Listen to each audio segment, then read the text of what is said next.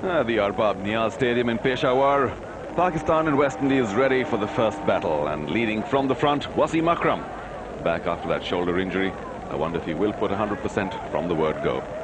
Stuart Williams, the man to face. That one came back sharply and right at the top. A big appeal by Wasim. An early wake-up call for the umpire there. He had to decide whether that ball had pitched within the stumps to have gone on to hit them, and yes, that looked pretty plumb. His front foot wasn't quite fully out. He was in the process of taking it out. He was lucky there. This one a little wider. Do you think Wasim's back to 100% as far as bowling goes?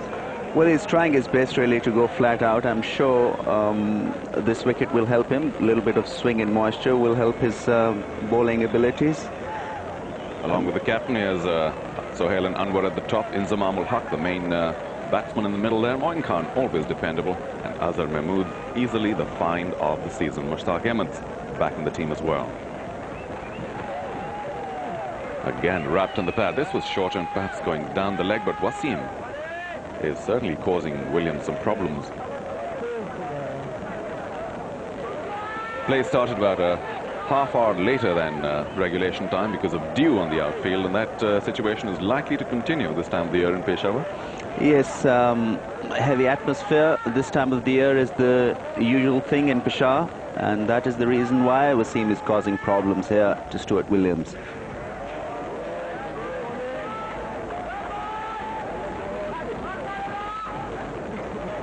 Stuart Williams has been in reasonably good form, but not so his batting partner at the top, Sherwin Campbell. Has had a lean past few months. This is another big test for him as well. 3 slips, waiting for an edge, which is ever so likely in the first hour of play here. Fuller length, and he did get an edge. Landed well short of Amir Sohail, though. But good work again by Wasim. Yes, that angle that Wasim gets to his delivery is the real problem area for Stuart Williams. He's not 100% sure whether that ball was going to come in or go out. Went for the shot, and lucky for him, it did drop just a little short of Amir Sohail. This time patted away to gully. But an eventful first over, a big shout for leg before. Stuart Williams lucky to still be there, and then of course that edge. Later on in the innings, much will depend on the man who will make his comeback here after that knee injury, Mushtaq Ahmed. How serious was it, Ramiz? Well, it was pretty serious. He had to miss the quadrangular, but I'm sure he'll be looking forward to playing against the Windies. They don't have a very good history of playing leg spinners well, and he'll be the trump card for Pakistan.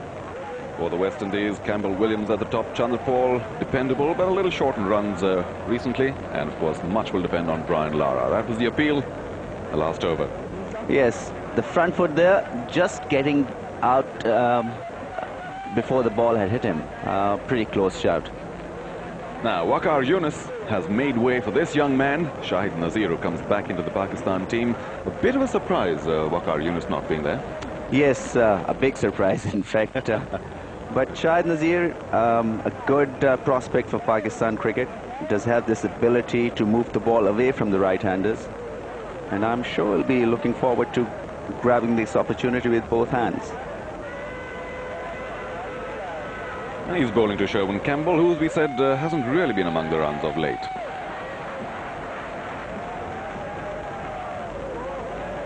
Nice outswinger going. That one's a little too wide for Campbell to dabble. No score in the first over. And Shahid Nazir beginning things for Pakistan now. The second over. The atmosphere is still fairly heavy. And Shahid Nazir's got his swing going. An average of nearly 40. Now that's a sign of a very good batsman. The highest score 208. So he can make runs, and quite a few of them. Much better line. Just a little dab backward of short leg. So that's the first run for the West Indies, opting to bat after winning the toss. And the main reason there, Ramiz, do you think they wouldn't have liked to bat fourth on the Peshawar wicket? Yes, considering the composition of Pakistan team and Mushtaq there to exploit this flattish surface, I think Courtney Walsh must have that in mind, and that's why he chose to bat first. Again, very good line by Shahid. Nice little outswinger, but Campbell right in line. He's young, but sure looking forward to this experience. And what do you think is his main strength, Ramil, Shahid? I think he bowls close to the stumps, which is very good for a youngster to have in his bowling armory. And then again, that outswinger with the new ball. That's a great ball to have. It's very difficult art to master, and Shahid Nazir seems to be doing it well. Stuart Williams pats that one back. Still just that one run. Quite a few people here at the Arbab Stadium, considering it's a test match and we've gotten used to sparse crowds, but good atmosphere. Yes, they're playing a test match here after a gap of 2 years, so people are looking forward to seeing these great players in action. And the test match played here 2 years ago was against Sri Lanka, which Pakistan duly won.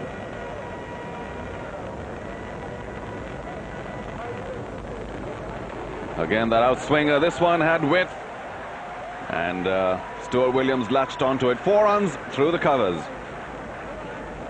A good shot there. Got it in the middle of the bat to get a good 4.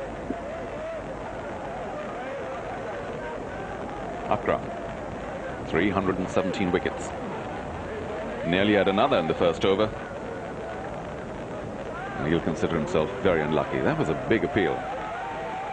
Yes, good thing about Wasim Akram is that he attacks the wickets, even when whether it's the first over or the last. He is a very attacking bowler, and that in-swinging angle of his is the main problem for the openers. 21 times 5 wickets in an innings, sign of a very, very good bowler. A little bit of extra bounce there and goes wide, a third slip. No third man, that will be 4. That ball angling away from the batsman there and getting the edge through the slips of 4.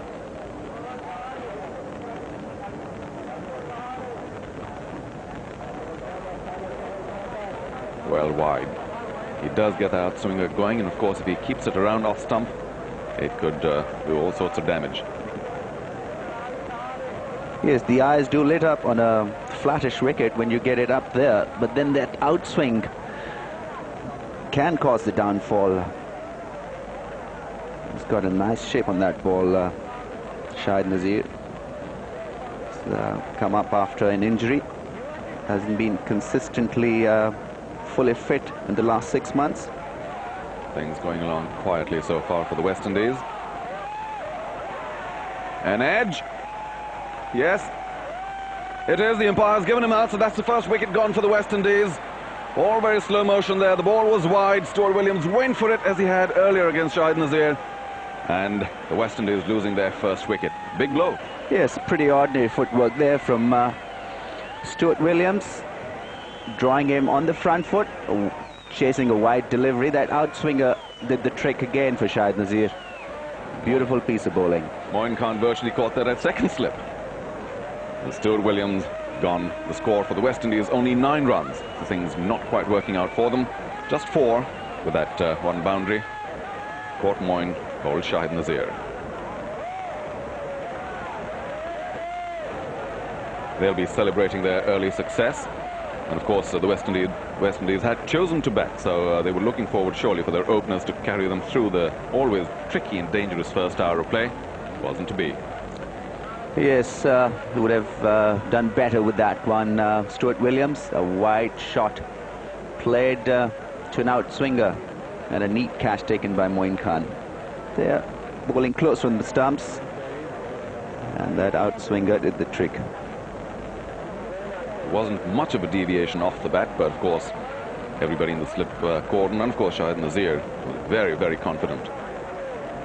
Let's try to hit it hard as well.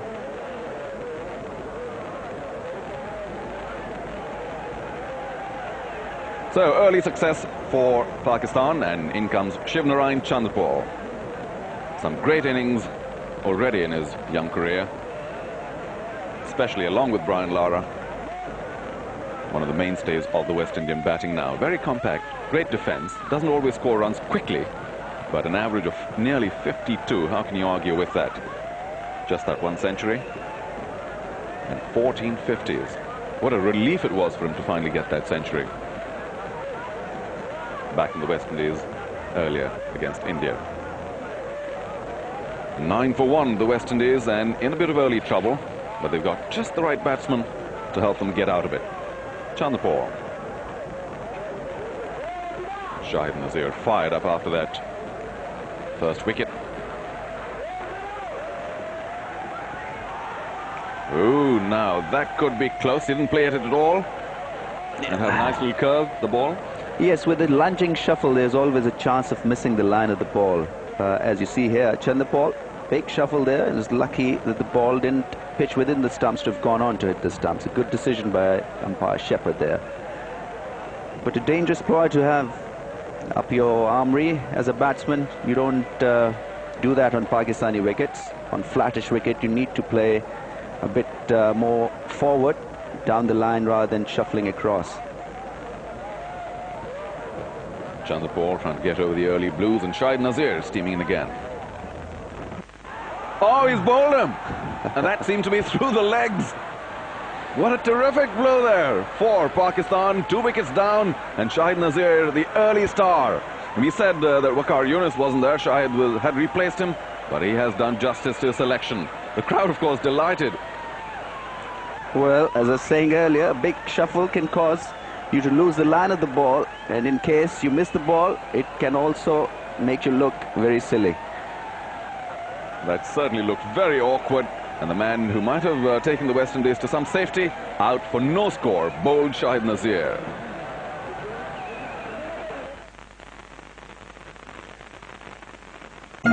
Calculator and trust that 9 runs on the board, and all the damage being done by Shahid Nazir in only the 4th over of the innings. But in comes now Brian Lara.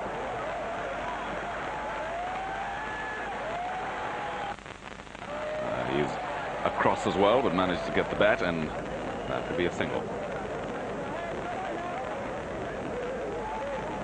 Shelvin Campbell certainly looks a touch nervous. He's seen 2 men go on the opposite side in very quick succession. Again, very good line. This time a bit of bounce as well. The short leg could have come into play. Yes, an excellent delivery again. That outswing pitched within the stumps, really. An idle ball for a right-hander there. And it also caught up a little bit to make things uncomfortable for Campbell.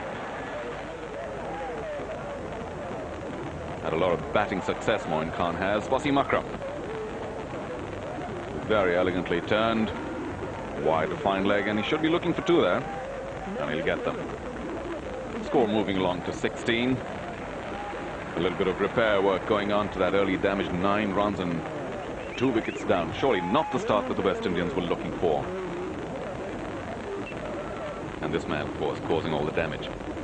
Yes, and the West Indians will be looking towards Brian Lara to redeem them out of this situation. And he has done so on numerous occasions.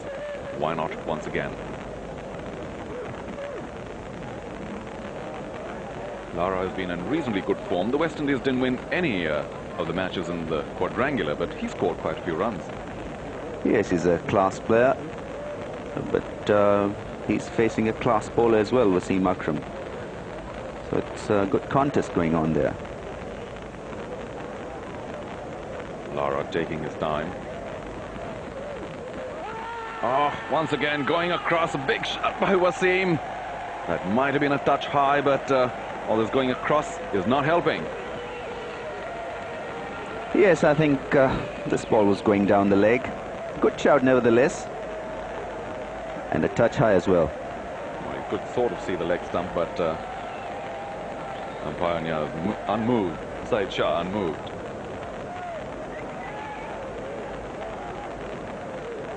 Three slips for Brian Lara as well, and that forward shot leg. Latches onto it. Oh, he's out. Brian Lara has been caught brilliantly at gully. We'll take a look who did that. Mushtaq Ahmed, the man at gully. A blinder of a catch. And the West Indies in huge trouble. 3 wickets down for only 16 runs. Yeah, this ball was cleverly bowled by Wasim. Pitching it up wide outside the off stump. He released it rather than banging it in for that swing to take place and force Lara into a faulty shot. But brilliant catch there by Mushtaq in the gully region. The ball was really travelling. Mushtaq behind it, and Brian Lara out for only 3. The West Indies in all sorts of trouble.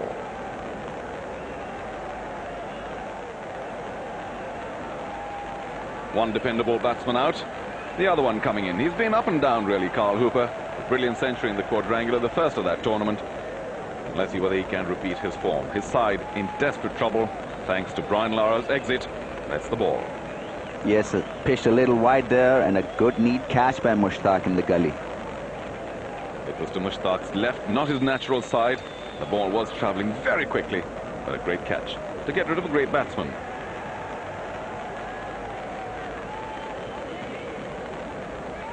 Isn't he delighted?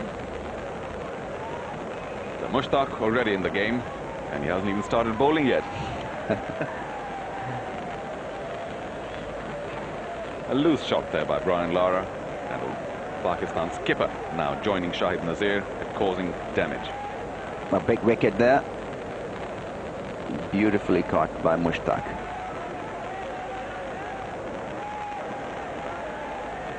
So Pakistan having West Indies in all sorts of trouble. 3 wickets down, only 16 runs on the board. And what a disastrous start, considering that Courtney Walsh had chosen to bat first. That was all set for a big strike, but considering the fact that 3 wickets are down, and he just patted it right back to mid-off. Yeah, also the fact that the ball is moving around, West Indians will not be finding it easy to drive. But this man Hooper loves to drive and is a great player of spinners. 7 centuries, 178 his highest. But today the conditions are a little difficult. 3 wickets are down, all the pressure on one of the finer batsmen the West Indies has produced, Carl Hooper. Well, certainly an edge at second slip. Was that a catch? We'll find out soon enough. It did seem to carry though, Ramiz. That was a perfect outswinger yet again from Shahid Nazir. I'm not sure whether Amir Sohail did catch it on first bounce or did he grass it. So Stuart Williams getting a life there for sure. As we take a look again, Shahid Nazir, the edge. Oh, very much a regulation catch. Oh yes, not a great effort there from Amir Sohail. Could have done better with that. Campbell still there on 9. Hooper yet to score. And 3 wickets down for only 16. A delightful scorecard for Pakistan supporters. Only Simmons and, well, Simmons really as reputed batsmen still to come. David Williams has been batting reasonably well, but you can't expect a big score from him. But this is the man you can, Carl Hooper. Wasim on the attack there. Getting Ijaz in silly mid-off position. Ooh.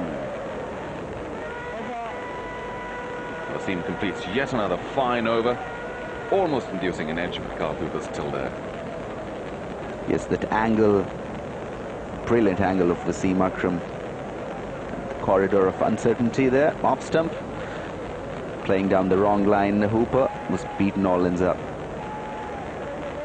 Shahid Nazir, after doing a lot of damage in the 4th over, his second, now comes in for another.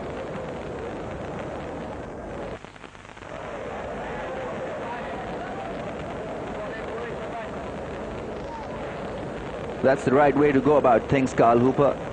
Playing well forward, stretching that front foot to the pitch of the ball and playing the ball within his body, and that is the right way to do when the ball is moving about, not to let that swing get away from yourself.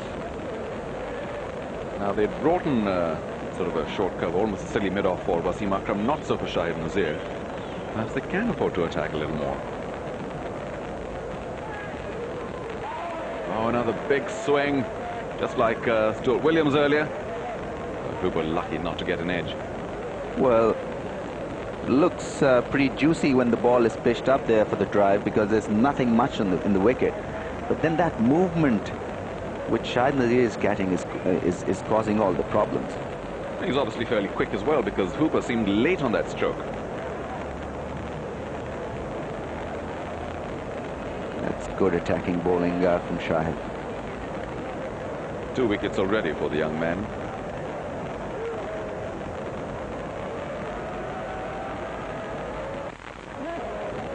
Batted into the covers, a quick single.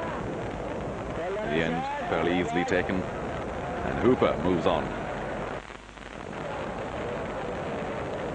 No matter how many runs you've scored, always some delight at getting your first in a new innings. Ijaz trying for a direct hit, but Hooper will end.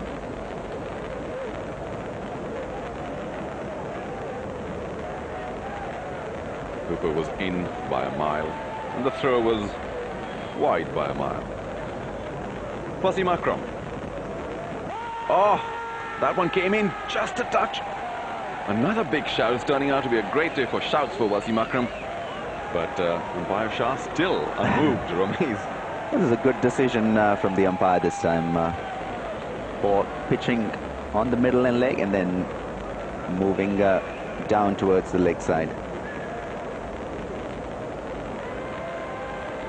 Obviously, the batsmen are finding it difficult to read Wasim. Straight down. And that might just be 4. It didn't do very much. It was angled across, but Hooper got right to the pitch of it. Excellent timing. Yes, he's a beautiful driver of the ball. And Mushtaq to come in now. Well, he's coming fairly quickly. 131 wickets for the brilliant leggy. Straight away a shout, and he's been given out. Now that was a flipper. It might have come back just a touch. And Mushtaq Ahmed strikes early. 29 for 4 of the West Indies. Well, that might just have been going down the leg. I'm not very sure whether that was the right decision from umpire Said Shah. Let's see it again. Yes, pushed in quicker and going down the leg. A raw deal for Sherwin Campbell just before lunch. He'd done a lot of hard work, Sherwin Campbell, but he has gone just short of lunch, scoring 15 LBW to Mushtaq's ball, perhaps going down the leg.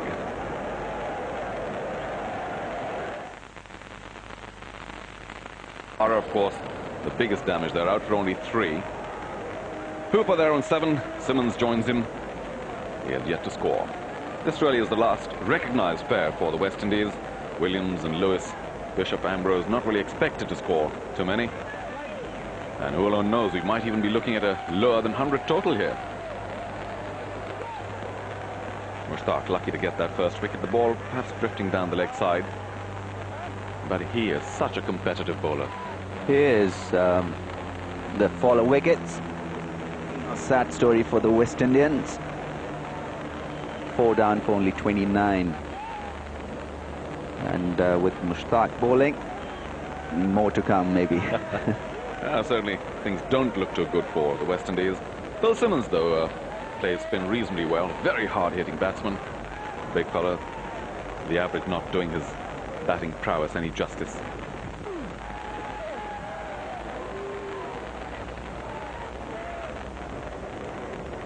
Well, I suppose for the West Indies, no hurry really. They can take their time.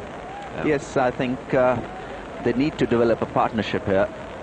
And with Hooper, who plays, as said earlier, spinners so well, Simmons need to just hang out there on the other end and make sure that he doesn't do anything silly.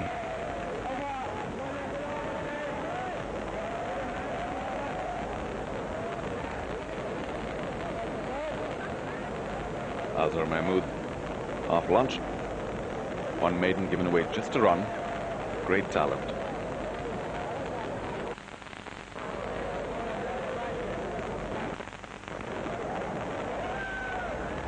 Nice straight bat coming down from Carl Hooper. Technically very organized there. The average doesn't suggest that he's a great player. Getting the edge there. There is still no third man, and Hooper will pick up 4.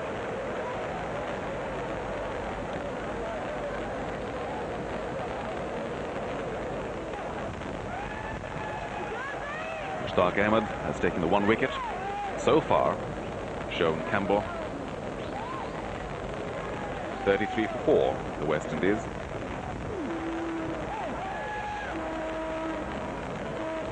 Mushy bowling a lot of wrong uns to Simmons, and I'm not sure whether he's reading them all too well. He's drawing that front foot every now and then, padding up those deliveries. Well, he's certainly got an attacking field. The slip is in position. Sohail, oh, with short legs there as well, and man close in on the outside. Oh, now that's exactly what you've been talking about, Ramiz. He has been padding up quite unnecessarily. This time, though, umpire Shah says not out. Well, a dicey thing to do against Mushtaq when he's in such good form, but this one clearly missing the stumps. But sooner or later, the umpire is going to get fed up of that. Azhar Mahmood, new over. Hooper going after it. Certainly had the width, no timing.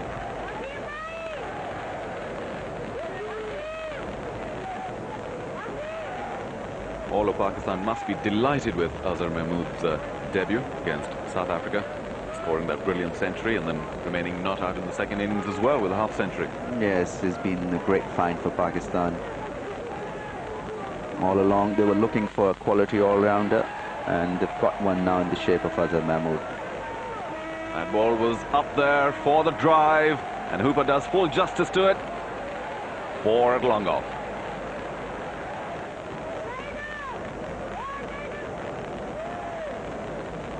Mushtaq, Simmons, who will have to try and stop batting him around. This time went back, read it in time. A little inside edge towards Quayleg.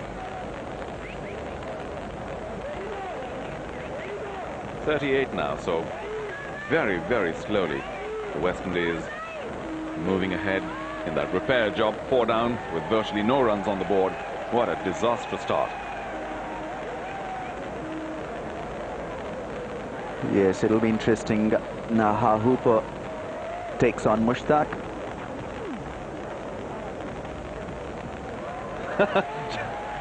Well, we talked about him being competitive. That was yet another indication. Just a quick flick, hoping to catch Simmons out of the crease.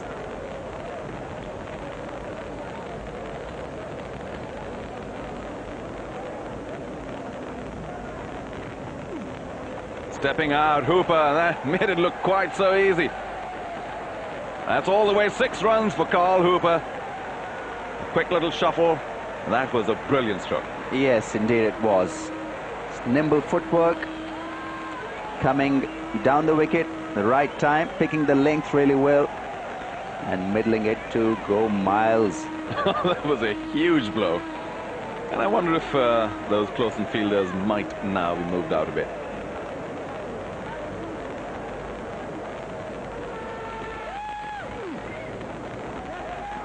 That was there for the drive as well. Stole a quick single, and that could have been dangerous. The skipper was there at mid-off. His throw going wide. 45 now, the West Indies. Still looking, well, can't say it's looking respectable at all, but considering that they were 29 for 4, 45 is a big improvement. Hooper, 22. He has taken his time. Oh, he's bowled him, Mushtaq, the wrong one. Phil Simmons hadn't quite been reading him. And that clipped the off bail. More damage for the West Indies. 5 wickets down now for only 45. Yes, for unknown reasons, Simmons went for that drive instead of padding up. He was doing previously. And an ideal leg spinner's dismissal there.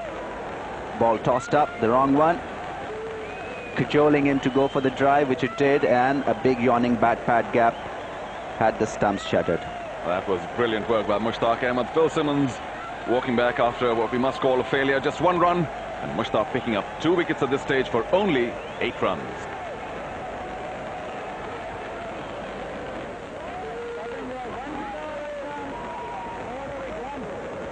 What more will this little magician conjure up?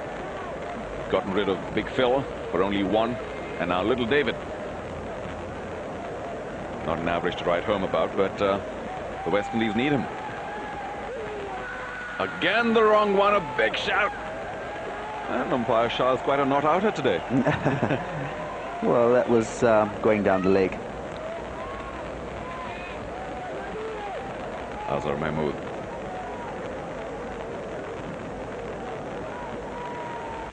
Wide, short, 4. No other place but the extra cover boundary. Quality shot from Hooper there, giving him the width, and he was up to it in a flash. Beautifully timed shot.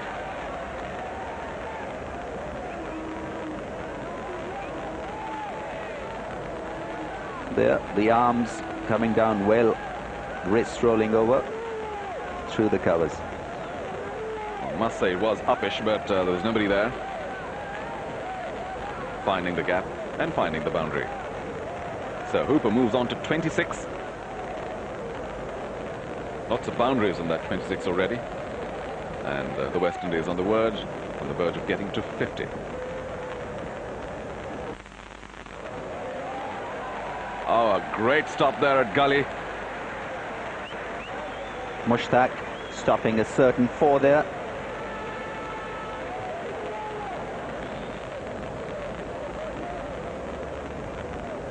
David Williams.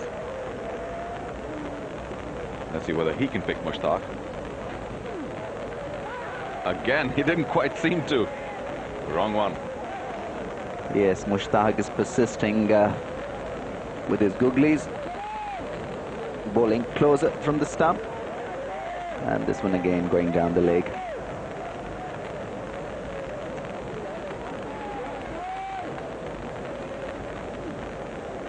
One tossed up, and I think it might have hit Inzamam ul Haq there, standing up close. David Williams will get a single, and Inzamam will have to contend with yet another injury. Yes, that was fiercely hit. I think got Inzi's ankle.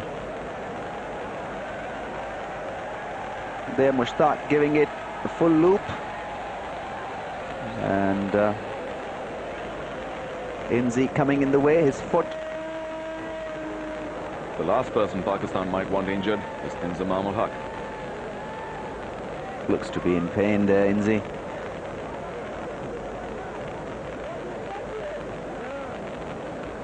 The knee has been bothering him for quite a while, and now the ankle will add to his problems. Dan Kiesel, their physiotherapist and doctor.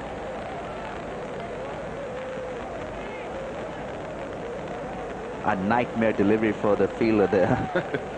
Seemed to get his heel though, because he had turned his back. And yeah, well, the heel, ankle, and he is in pain. Williams, of course, campered off for a single, getting the West Indies to their 50.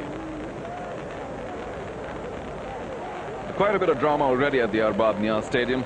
Peshawar, the first test between the West Indies and Pakistan. Both sides, one could call beleaguered. Pakistan losing to South Africa in that important test series. The first visit of South Africa to Pakistan, and they walk away with a 1-0 victory.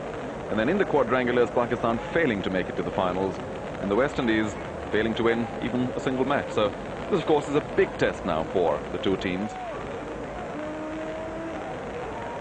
Inzamam walking off the field. Let's hope the injury is not very serious. And Saqlain Mushtaq comes in as the 12th man. That too was a big surprise, wasn't it, Ramil? Yes, I thought that Saqlain might have played here, but once again that googly. He has preferred that all day, Mushtaq. Yes, Saqlain was preferred over the tall, lanky, Peshawar-born Arshad Khan. So Arshad making his debut and Saqlain having to sit it out. In now for Inzamam ul Haq, who was injured just a little earlier. A sweep misses. Lots of action. He's finally been given out. I wonder if that's that bad. Hooper going for that sweep, and it must have caught a little bit of the bat. We'll see it again. Hooper didn't look very happy. He's inquiring from his mate whether it was given bat pad or a leg before. but you can never make out from here. A wrong one. Hooper going for the sweep. Might just have caught the glove there on the rebound. And umpire Said Shah finally indicating that Carl Hooper will have to walk. And a fairly attacking innings of 26 comes to an end in, well, difficult circumstances. Caught Mohammad Wasim bowled Mushtaq for only 26. That really might be the last of the West Indian resistance. Raul Lewis made his debut earlier in one-day internationals and now makes his test debut. Leg spinner for the West Indies. What a time to come in. 6 wickets down for only 51.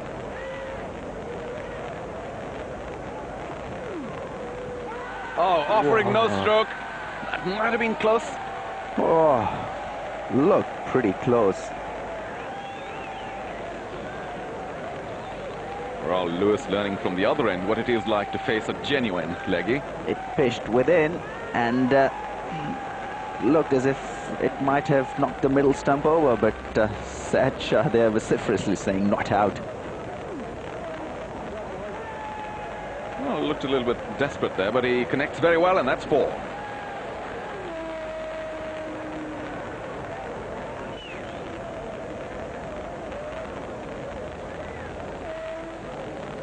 Raul Lewis hitting the first 4 of his debut innings.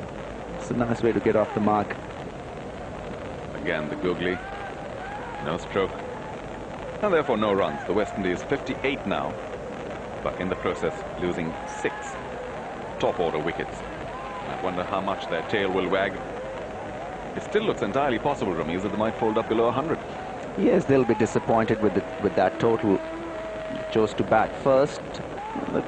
Could have done a lot better than that. Again, the wrong one, and he's bowled him much like Phil Simmons.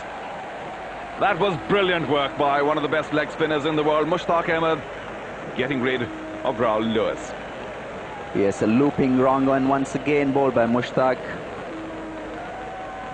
Enticing the batsman to go for a big hit. That's just absolutely wonderful work there by Mushtaq. Again, the wrong one. Lewis goes for yet another big swing. It was a googly, takes the off stump, and that is the 7th wicket down for the West Indies. Terrific day for Pakistan. Raul Lewis got that one boundary, but that was all he did in this first innings of the West Indies. Out bowled Mushtaq for only 4.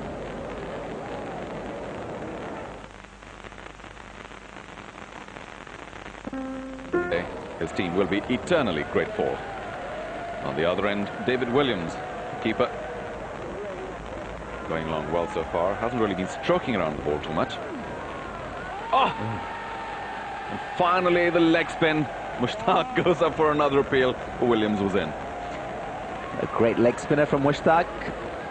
Bamboozling the batsman here. Expecting a wrong one yet again, Williams, and a good, neat work done by Moin Khan, but he was well in.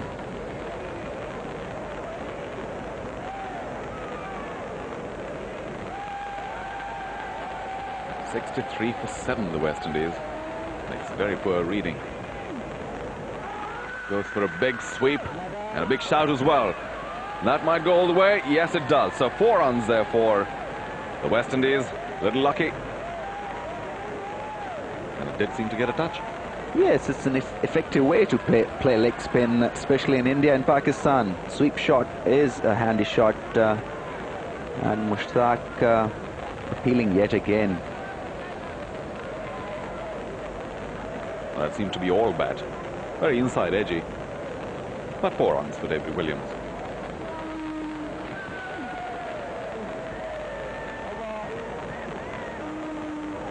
The end of that over, 67 for 7.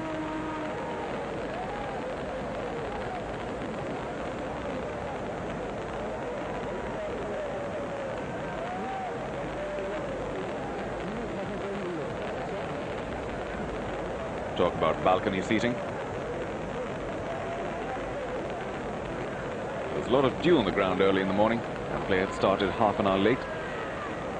But weather-wise, of course, now bathed in sunshine, our Babnia Stadium.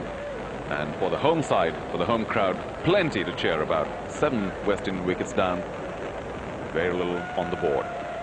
Wasim Akram. Bishop has swung that, and that might just, yes, it will be 4. Perhaps even 6. Oh, that's a short 4. boundary. Yeah. But Bishop is a handy man to have later down the order. He's technically not that bad. And this particular shot would suggest that he is quite a handy player to have. I wonder what his instructions are, whether to go for it or try and hang around there for a while. He certainly didn't look like he wanted to hang around there. Well, he's asked for an arm pad, so he intends to hang around, I guess.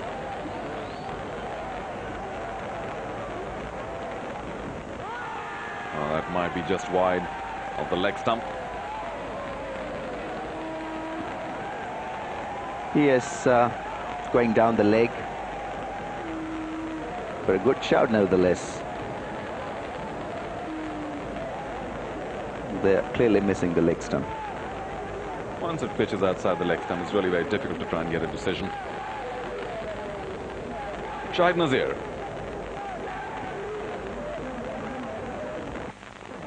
Big swing there by Bishop, and in fact it goes over gully. Might just, well, it will be just short of the boundary. Ijaz Ahmed well thrown, and 2 runs for Ian Bishop. Every run now very valuable for the West Indies in their quest to at least get past 100.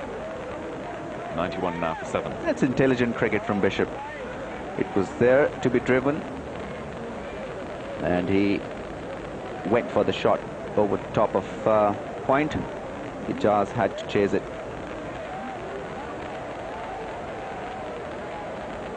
Ijaz does have a lovely throw. There it was. It really should have gone straighter, but might have opened his bat out a bit.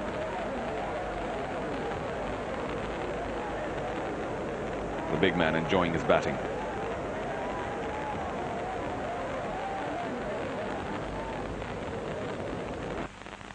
Fuller length, and they will steal a single, but he dug that out well. That's good cricket yet again. Those singles will keep on rotating the strike and the score. Look at the tall off-spinner preferred to Saqlain Mushtaq. Well, he does come from this area, doesn't he? He is a Peshawar right. Hasn't bowled yet, but there's a good action, high arm action. Much taller than Saqlain Mushtaq.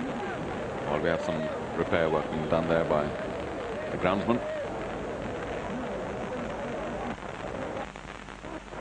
Turned very well, and that might just be 4 at mid-wicket. Great timing. Yes, Williams picked that in-swinger really well, and played it between mid-on and mid-wicket region.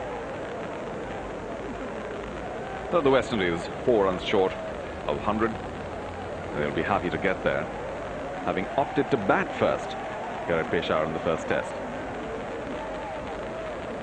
34 runs in the partnership, easily the highest of the day for the 8th wicket. Williams on 20, Bishop 12. They've both taken their time, and they've certainly attacked when the ball was suited for it.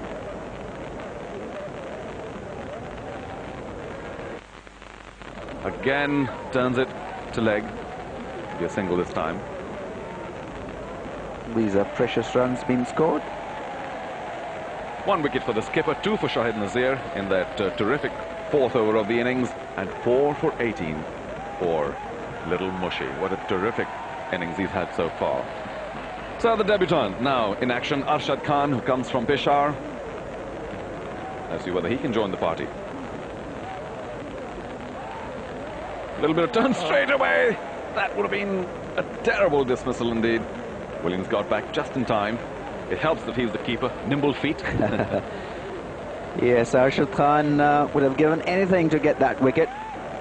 Maybe his test match fee. The ball at the very last moment eluding the stumps. That was well short, easily turned by Williams. Well, they look for 2, and they'll get it. Well, Arshad needs to have an off-stump angle to its bowling.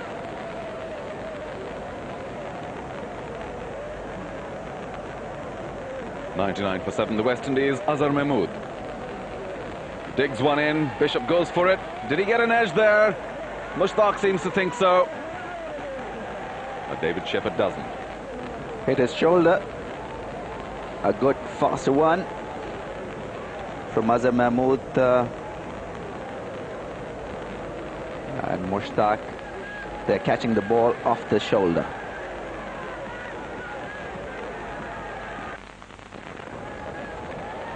Just wide of the man at Gully, and that will be 4. So the West Indies moving on now to 104. Azhar Mahmood a little disappointed, gave width there.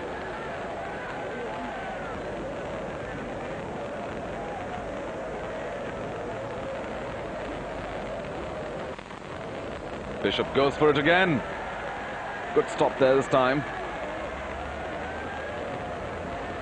Ijaz, a wonderful fielder there. The point speciality of his. That field position, and he did pretty well to stop that fierce cut from Bishop. Easily stopped 3 runs there.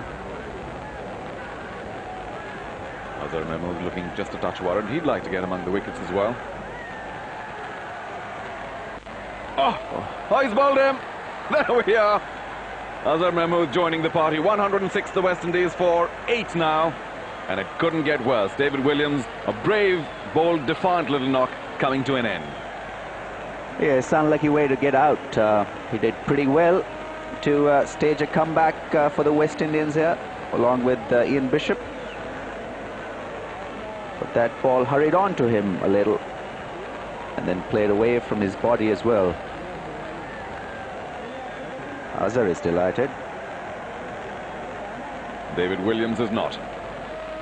A good contribution though for the West Indies. 31, top score, matter of fact, so far. 3 boundaries in there. So the shortest man in the West Indian side making way for the tallest.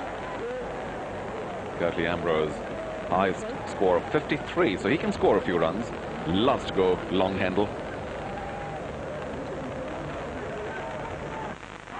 Ooh, shuffled across there. Might have been outside the leg. Yes, David Shepherd not impressed, and rightly so. Ball pitched on the leg, and maybe missing the leg as well. Surely, yes.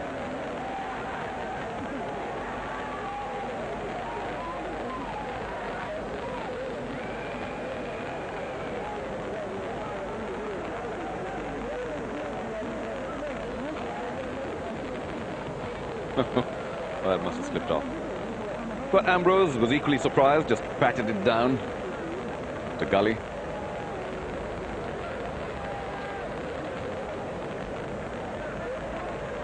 Arshad will be looking to bowl an offside line to Ian Bishop. Has driven well. Should get a single for that. So Ian Bishop doing his batting career no harm at all. Scored quite a few runs. And he now has the company of Curtly Ambrose, who loves going over the top. I wonder if he will to Arshad Khan. Chances are that he will, because it's not spinning very much for Arshad here. And he does. Right then, that looks like it is maximum. Yes, it is. A good, easy, clean blow there for Curtly Ambrose.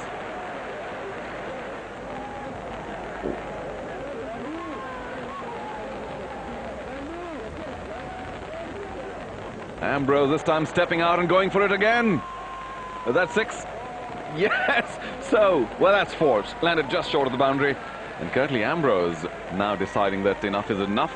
Let me try and get some action here. Yes, precious runs coming in from Arshad's over. Azhar Mahmood. Bishop. Oh, that's 4. For a moment we thought it might have gone straight to the fielder there, but a nice little drive there. He stood his ground and Bishop went for it.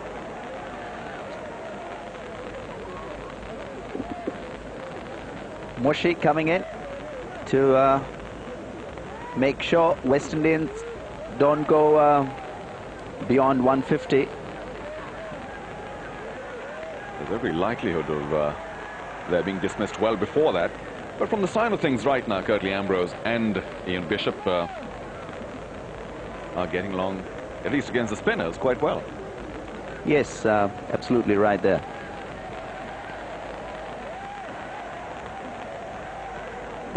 A near wide delivery, and Ambrose taking a big swing, all too late. But he's got 10 runs. Very useful to the West Indies at this point of time. 8 wickets down, only 121.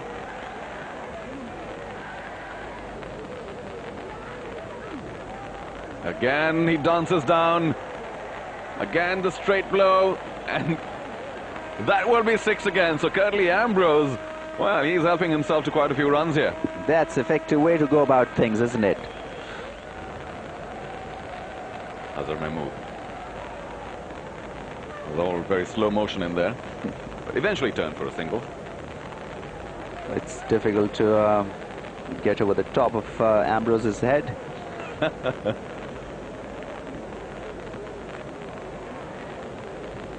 So the skipper now looking forward to wrap the tail up. There's 2 wickets to go. He must be a very happy man. Yes, it has worked really well for him.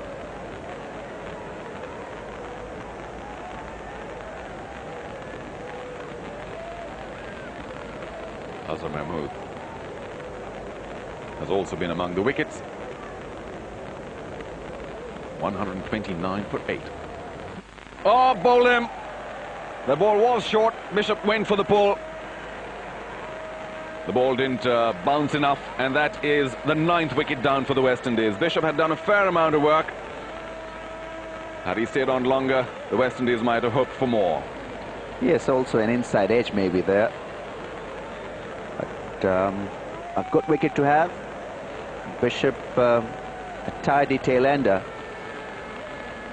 And Azhar Mahmood again denting the hopes of the West Indians to get on to a safer target. 2 fours in that 20. And Ian Bishop makes way for the captain, Courtney Walsh. He does have 30 as his highest, but not the most competent of batsmen, Ramil.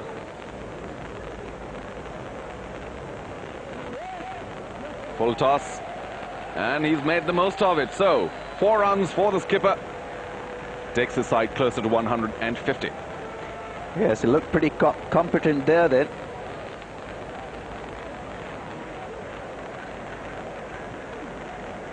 Stark to Curtly Ambrose. Now, where did that go?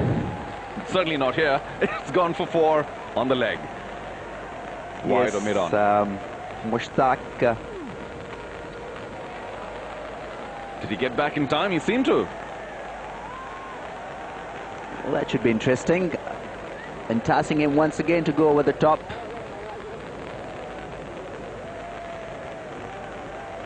So skipper to skipper. And Walsh goes for it. He will get over the midfield. And at extra cover, he picks up 2. They look for 3. And will get them. That was good running. They were extremely good running. Tailenders don't usually run very well.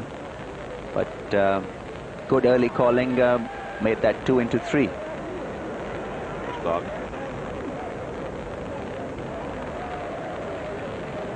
He has really been terrific today, Mushtaq Ahmed. Picked up wickets at will. Most of the batsmen didn't quite read him. And he has really preferred the googly today, hasn't he?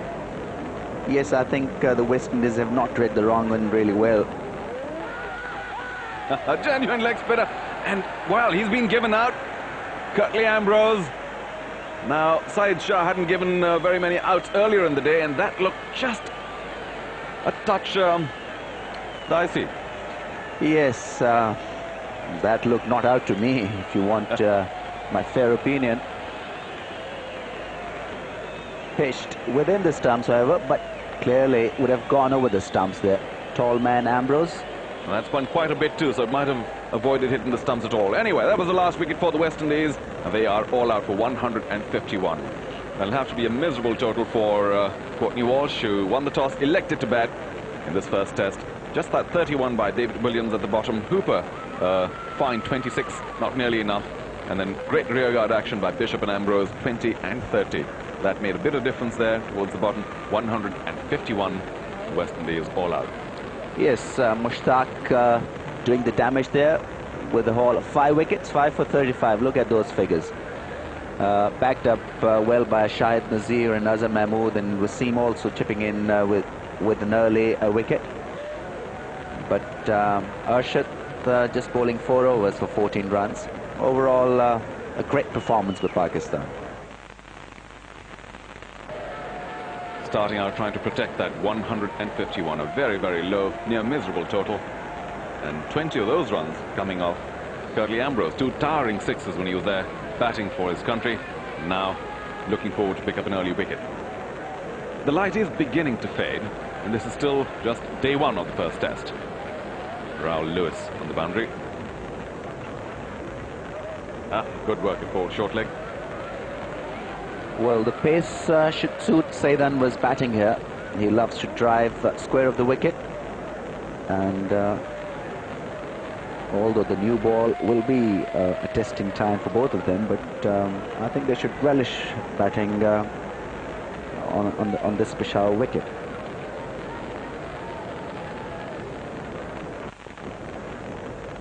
A similar ball this time. Anwar tucks it down to fine leg. That will be the first run for Pakistan. How well they've done in the field earlier on day 1, restricting the West Indies to only 151. Amir Sohail, a brilliant 205 in England in 1992, but thereafter in different form.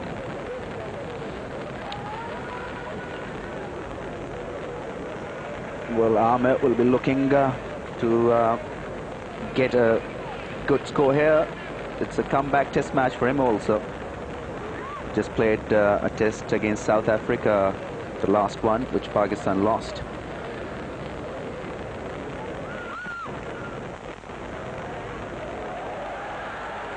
Well, that really should have been fielded, and instead it's going to be 4 runs. It's sloppy work from Bishop, but nicely driven by Amir. Middled it quite well. Nicely on top of that one.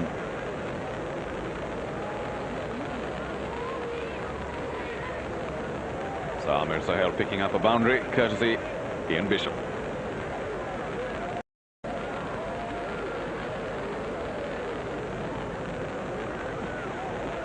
Ooh, that's the reply. Curtly Ambrose would have been quite unhappy letting that boundary off earlier. Courtney Walsh, skipper to Saeed Anwar.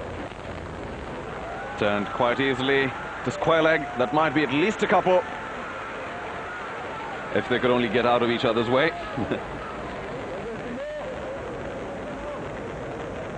Saeed plays those flicks really nicely. Always in control there in that particular region.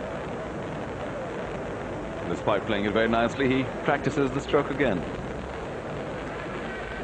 Not a great batsman for Pakistan. A little bit of indifference in his form earlier this season. About a month or 2 ago, he was going through a really bad patch. And he came out of it with a fine century in the quadrangular.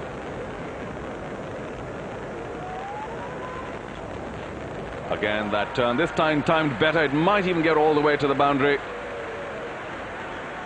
It stops short.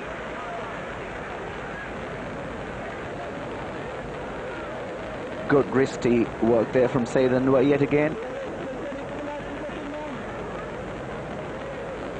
So in sharp contrast to the West Indian innings, remember they were 2 wickets down for only 9 runs. The home team getting along quite nicely indeed. 10 runs on the board. And both the batsmen seem to be in reasonable degree of comfort. Yes, nice footwork there also from Saeed Anwar. This particular angle showed his back foot using the crease so well. Courtney Walsh, the edge, and he's gone. Amir Sohail caught by Brian Lara, straightforward catch.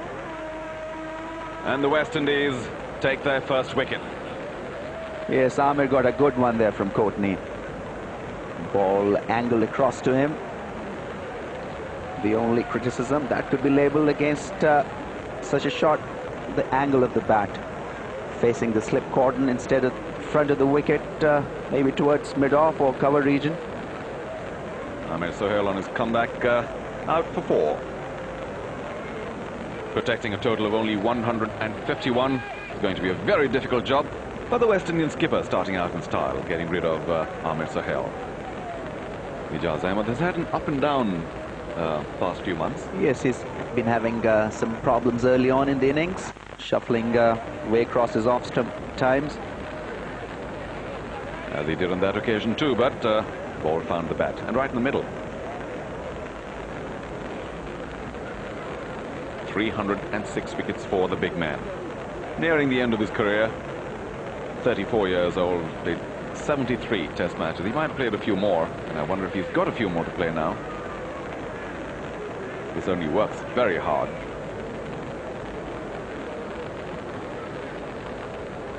Edged, well turned really. And that's between gully and third slip. 4 more for Saeed Anwar. Not very sure on that occasion, Saeed. But a 4 in Test cricket is a 4.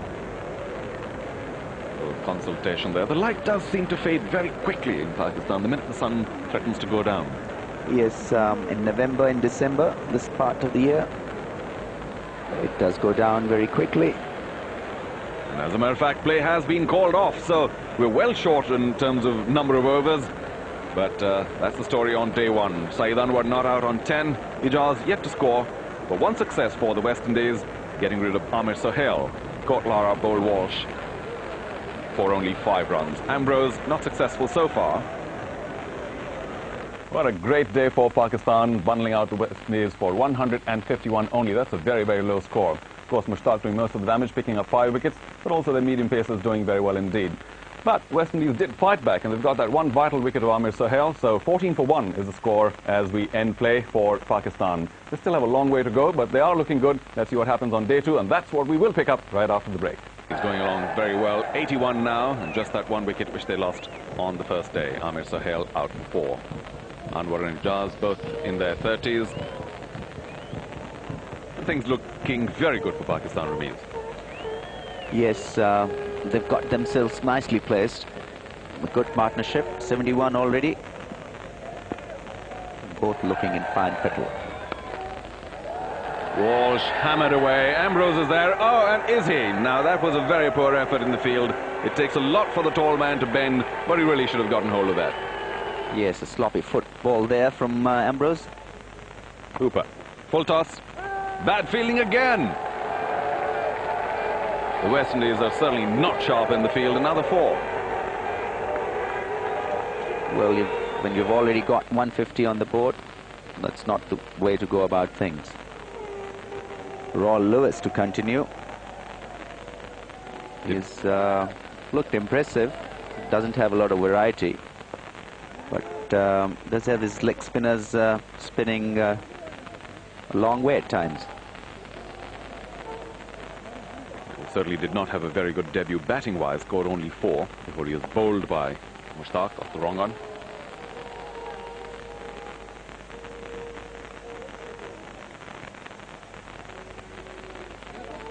Pakistan crossing the 100 mark.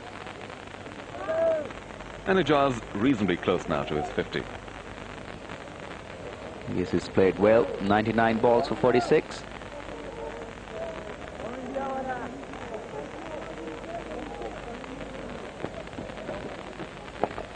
Anwar going after him. That might land just short of the boundary, but it will be 4 very easy runs for Saeed Anwar. That's good cricket from Saeed.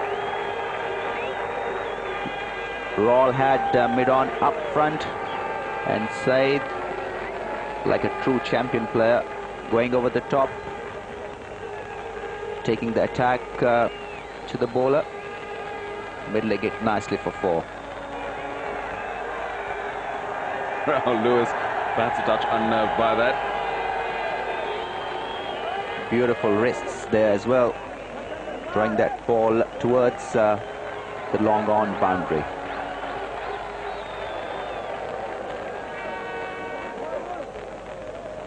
Saeed Anwar has had an up and down time. Nearing his 50 now, and will be good for his confidence to be back among the runs. And that will be it. A delicate late cut towards third man. 4 for Saeed Anwar. What a wonderful shot.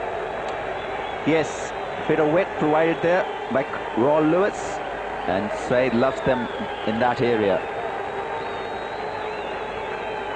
But a nice way to bring up his 50. A confident booster innings for Saeed.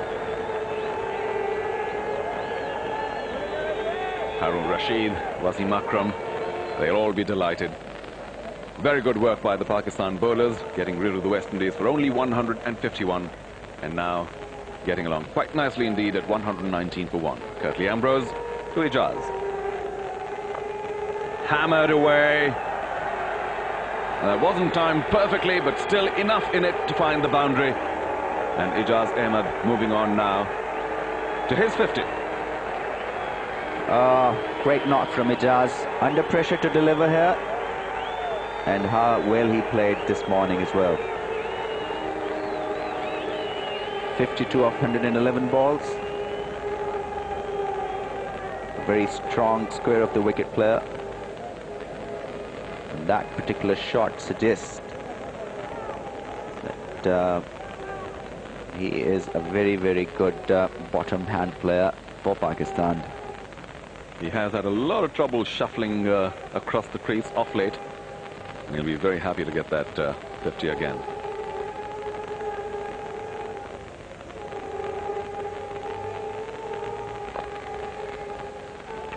Ambrose hasn't found any success so far. Well, it's about time to capitalize now on his good work, Ijaz. Driven straight back, timed very well, turned just a bit. Oh, that's a great shot to see. 4 runs at long on.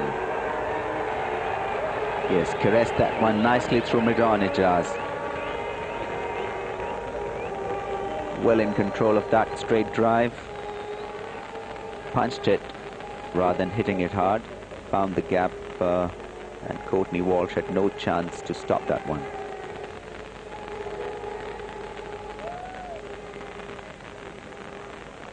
Ijaz Ahmed racing along, and Ambrose not really being able to push through to the batsman. Hasn't had too much of an effect. Beautifully timed.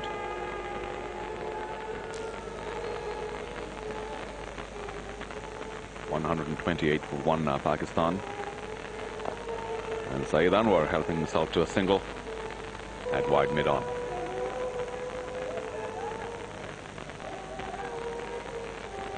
You know, some players are stronger on the offside, some stronger on the leg, but Saeed Anwar is really very, very complete. Yes, that's why he's got a great record both in one-day and test cricket. But like all left-handers, he needs that width to deliver.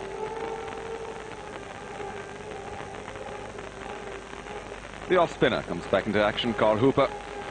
Given away only 12 runs so far. Driven by Ijaz. That should have been stopped, but it wasn't, so another boundary at extra cover for Ijaz Ahmed. Nicely driven by Ijaz. The weight of the body coming in, and not a great work in the covers. 65 apiece. Saeed and Ijaz going along very well.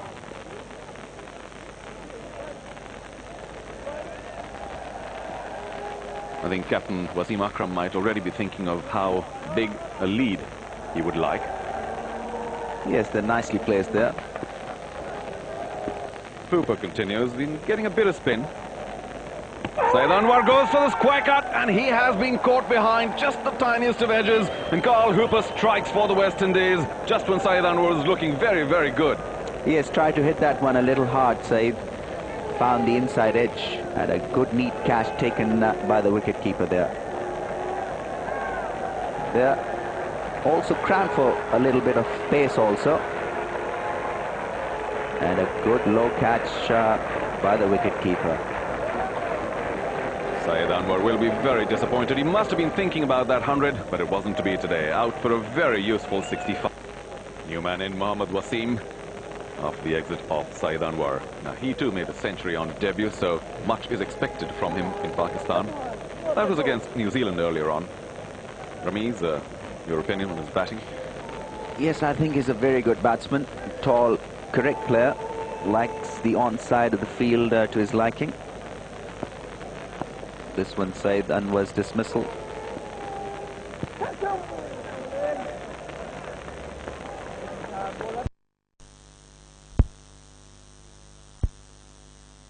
And neatly taken once again, as you see in the replay, by the wicketkeeper.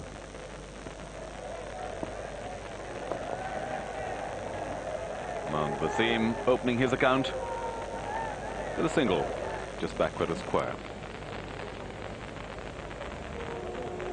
Ian Bishop gave 31 runs away from his first 7 overs. Ijaz Ahmed also batting on 65, and he has just lost his partner. But let's see whether he can get his century.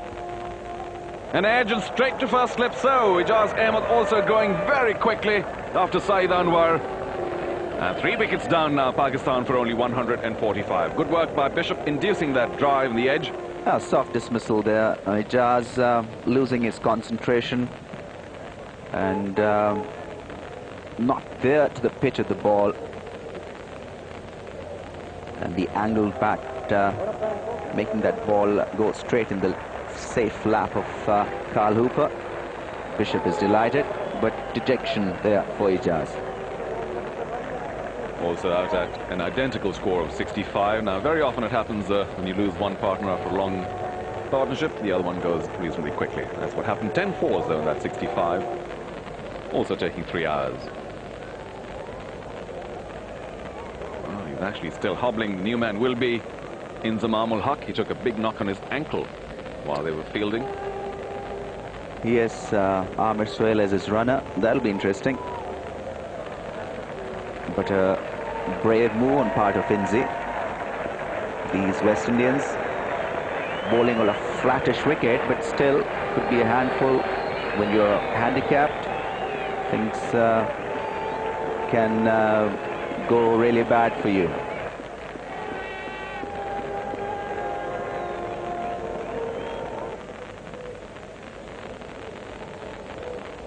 Sign of a master batsman, an average of just ahead of 45.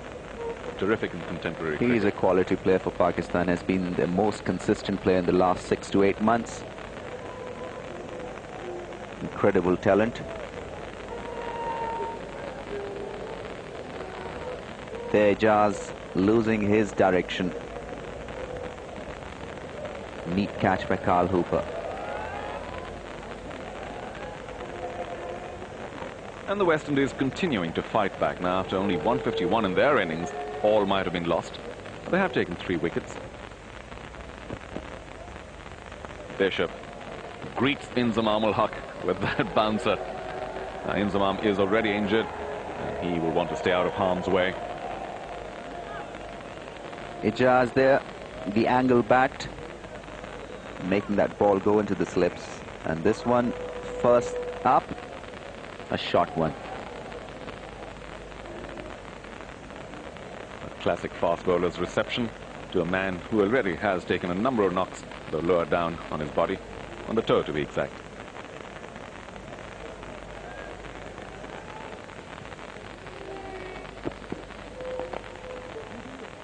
Very watchful Inzamam. He does get right behind the line. Such a lovely player to see. He is. Seems to have a lot of time to play those deliveries. Quality player for Pakistan. And also a man in fairly good form. In the quadrangular, he made a fair number of runs. Earlier, too, against South Africa, he made quite a few, although his team lost on both the occasions. He has done fairly well. His highest, though, only 148. That seems just a touch out of place. Yes, but consistency is the name of the game for Indy. And he has done that pretty well. Still wincing every time he plays. He's yet to score, while Mohammad Wasim is on 2. So Pakistan very near now, just 6 runs away from the West Indian first innings total. And they've lost only 3 wickets getting there. 65 apiece for Saeed and Ijaz, and Amir Sohail the first to go. That was yesterday, towards the end of day 1, in fading light, out for only 4. He'll be disappointed. Carl Hooper. Nicely driven there. Mohammad Wasim likes that mid-wicket region. I said that earlier, Ramiz, he prefers the onside. That was a perfect example. Yes, a tall player. And a correct one also. And the reason why he's in the team is because he's so talented, especially to the onside. Beautifully timed shot through mid-wicket.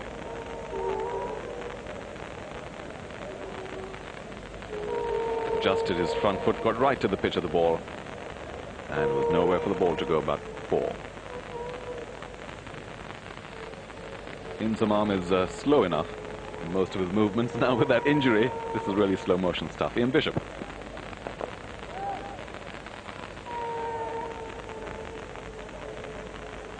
West Indians will be looking to attack him on the front foot. Be hoping to bring his injured foot in action, in play. Do you think, Ramiz, that they might have brought in Moin Khan or even Wasim Akram earlier on, considering that might have given Inzamam a little more time to recover? Yes, I would have liked Moin, a fit Moin, to step in before Inzamam. But then again, Wasim hoping... Oh, hammered away. That, nobody's going to stop that. 4 runs. An absolutely marvellous off-drive. Well, Wasim hoping for the magic to take place, Inzamam to get runs. And with that brilliant straight drive, there's every likelihood that he would get them. And again, that onside. Oh, he prefers it, doesn't he? Very sweetly timed. Yet another boundary. That's excellent batting from Mohammad Wasim. Nicely on top of that one. Again, through that mid-wicket area. Pakistan 8 runs ahead now. And 7 wickets in hand. So things looking very good indeed for the home team. Ooh, that kept low. Bounced almost thrice before it got to David Williams. Inzamam not in control of that cut shot. The weight not properly being transferred on that right foot of his.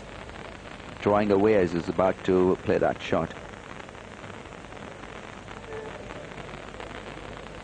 And of course, if he does get off balance, we'll have to attribute quite a bit of that to his injury.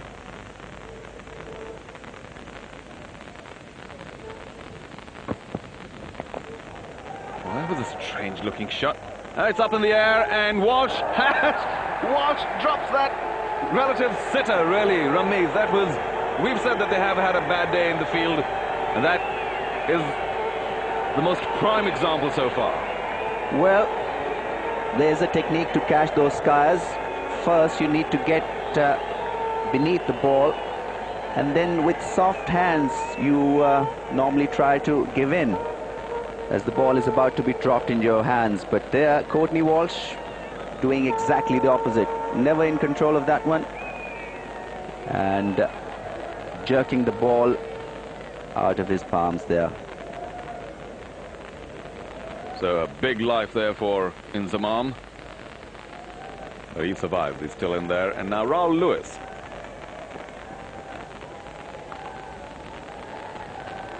It was hammered away, it has found the gap. May not reach the boundary. Stopped just short. That was good work by Stuart Williams.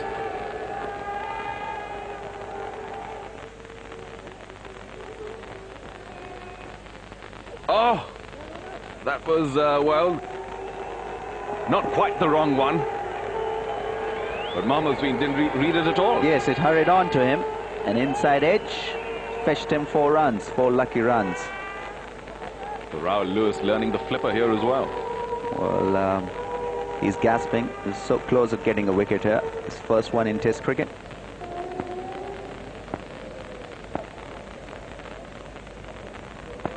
Courtly Walsh. Driven on the on again. That will beat the man at wide mid-on. 4 runs to Mohammad Wasim. In fine touch here, Mohammad Wasim. Nice follow through. Through mid-on. Inzamam lashing out. That will be 4 runs at point. So Inzamam, despite that injury, playing very, very well.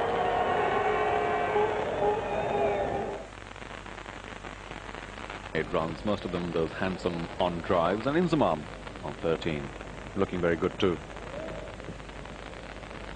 Yes, Inzamam is there to give Pakistan an advantage, to get on to a good total. Walsh thinks that was fairly close, not so David Shepherd, and the crowd of course agrees with umpire Shepherd. That was clearly missing the leg there, but I'm afraid it has got Inzamam again hit on that troublesome toe. Walsh, the man who dropped Inzamam earlier, now wraps him on the toe. That could be very, very painful. And Inzamam has had enough problems on the field while fielding. Earlier on day one, he got that big knock on the foot, perhaps on the heel or the ankle, and now he is suffering. The partnership were 39, and that's good news for Pakistan. But the bad news is this injury yet again to their finest batsman. Yes, Amir waving the dressing room that Inzamam is not well. He wants to come off. Maybe signalling to the physio, Dan Kiesel, to come and help him out. Dan Kiesel's role in Pakistani cricket now, of course, must be talked about. Ramiz, he seems to have made a fair amount of difference. Yes, he talks a lot of sense. He has a diet program for them. He works very well with the boys, knows them inside out now. And he's become an important member of this squad. Well, you worked a lot with him, and he succeeded in even making you fit. Well, yes, he's especially good at working with over 30s. Inzamam yet to get there, but his toe, of course, must be feeling like 60. We'll soon see the extent of the damage. But Pakistan very well placed, 183 runs. Only 3 wickets down, and they already have a lead of 33. Well, 33 may not be important, but they have a lot of time. The test is still very young. Yes, and things looking good, perhaps even for a win here for Pakistan. Not for Inzamam there. You can see the toe there. Ooh. It's swollen. So Inzamam's exit will bring on Moin Khan. Again, greeted in classic fashion. Oh, and just missing the stump. Anguish there on Walsh's face. Moin lucky. Yes, difficult ball to get in, first in. And was lucky there not to roll onto the wickets. This one slightly misdirected.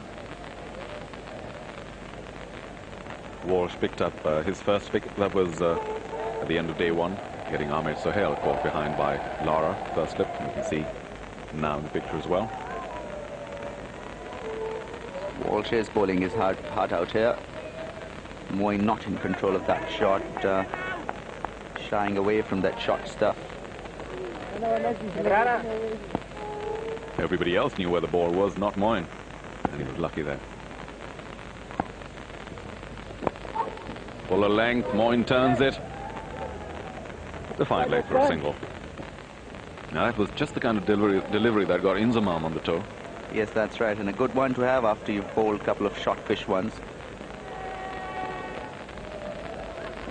Raul Lewis. Tossed up, driven, found the gap, 4 runs. That was a wonderful stroke, through extra cover. And we've been talking about Moin Khan being in good form. That was a prime example. Yes, he's a powerful player, Moin Khan. Got terrific wrists. And when he hits them, they stay hit. They are beautifully timed. Found the gap perfectly through covers. That, of course, was very overpitched and it was screaming to be hit. Bit of spin again for Raul Lewis. 4 out of 6 deliveries at least are that patented leg spin. Not too much variety. Yes, he's doing just the basic a leg spinner needs to do. Pulling those leg spinners on a good tight line. But at this level of cricket, you need variety to settle the batsman. Pakistan very lucky to have both Moin and Rashid. They keep competing against each other, presumably for a place in the side. That's hit again with tremendous power. Moin Khan enjoying this. He's a good player of spinners. Mohammad Wasim, he's been there for quite a while. Skipper Walsh. Didn't quite rise very much, but Wasim takes evasive action. Does he have a problem with the short ball? I mean, so many players in international cricket do, but what about Mohammad Wasim? Not really. I think he did pretty well in Australia last season in the one-days. But he doesn't shy away from fast bowling. And he did pretty well then. A century on debut versus New Zealand. It's always such a hard thing to do. You come in there, first test, the nerves and the pressure of it all, and you get through all that, get a century. You've got to be a classy batsman. Well, a dolly of a slower one. Surprises Mohammad Wasim. That's it back to mid-off. Walsh is trying everything. He's tried the short pitch stuff, bowled beautiful Yorkers, and now the slow delivery. He is really leading from the front. The West Indians need a wicket here. They've got injured Inzamam back in the pavilion.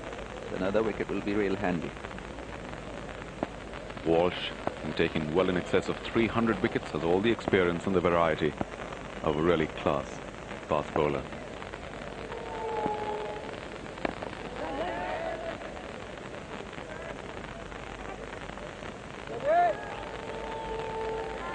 Wasim nicely behind that one. Well, he's very good on the onside, but he certainly looks competent on the off as well. Yes, he's a classy player, and that's why he features in the Pakistan 11 every now and then, though not on regular basis, but as a youngster he has tremendous talent. In the series against South Africa, he was in the team the first test or two, but out in the 20s or thereabouts, looking good and aggressive. Oh, that kept very low. Think there was an inside edge as well, and that gets rid of Mohammad Wasim. Courtney Walsh, of course, is delighted. That's the 4th wicket that the West Indies have gotten. And Pakistan not exactly in trouble, but they will be sorry to see Mohammad Wasim go. Yeah, Walsh was trying everything, trying very hard to get a wicket, and that ball kept a little low.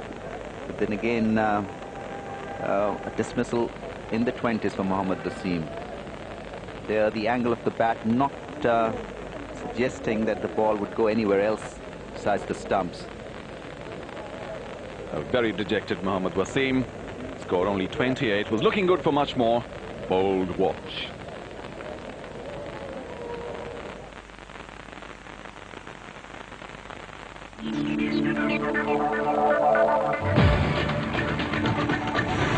Dismissal of Mohammad Wasim, soft one in the end. But good work from Courtney Walsh, who's trying very hard to make a breakthrough. We have been saying that, Rameez. He's tried just about everything, every kind of ball that he has in his armour, and finally getting rid of Mohammad Wasim. So in his defence, well, there he is, very dejected. You will have to say the ball kept very, very low. Extremely low. Just about, matter of fact, got to the toe of the bat.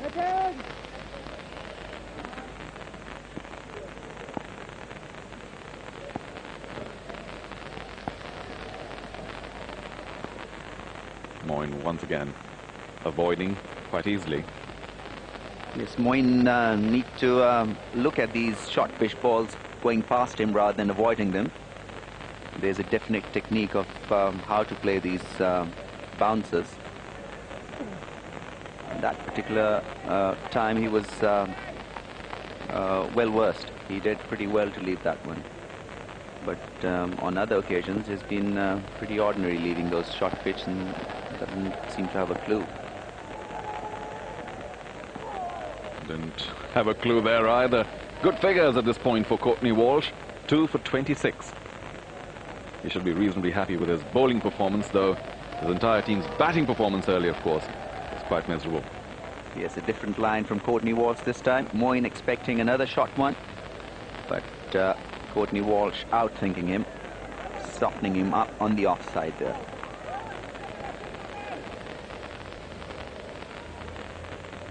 Moin just dangled his bat. Didn't quite know what to do, and he's lucky to be there.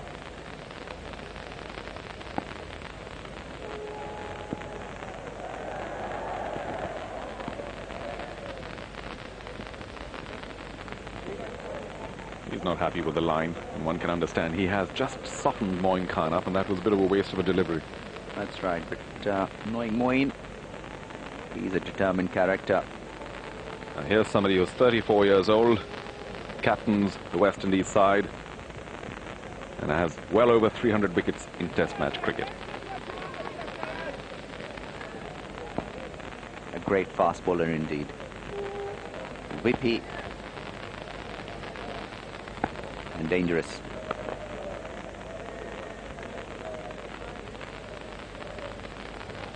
We were talking about that, should we call it a rivalry between Moin and Rashid.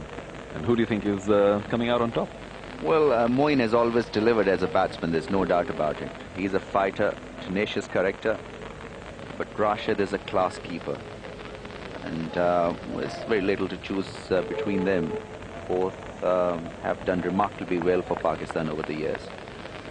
It's just that whosoever gets in, it's difficult to displace them. That's well done by Moin. He was much more in control of that short pitch delivery. Saw it early and left it well. In fact, you could even call Moin Khan a bit of a match saver for Pakistan. He's come good during some very critical times. Yes, he's always delivered whenever the team has been under pressure. And he's been very effective in his all-round ability as a batsman.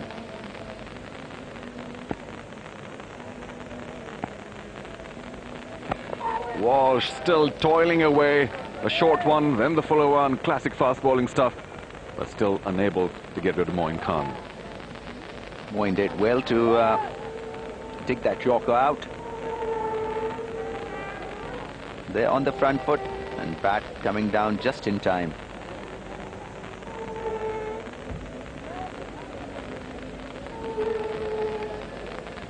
Walsh trying everything.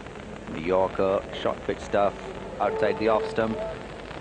Had it not touched the bat, that might have quite easily been LBW.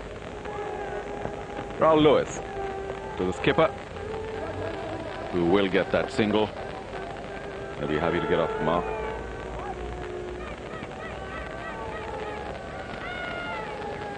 Well, he has been off for virtually 5 months, Wasim Akram, and while that doesn't seem to have dented his bowling abilities any, his batting hasn't quite found the old form. Yes, he's been having problems playing the off spinners in particular. Going for the shots across the line of an off spin. Over. 195. Still a young partnership. Just the right time for the West Indies to make yet another breakthrough if they can. Walsh.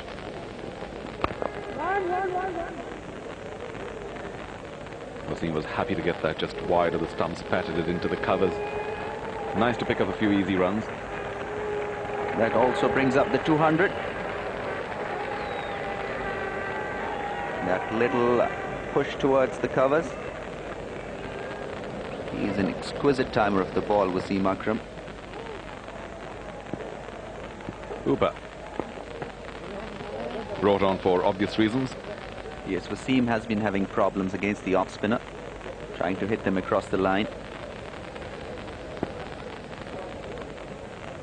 Looking confident so far.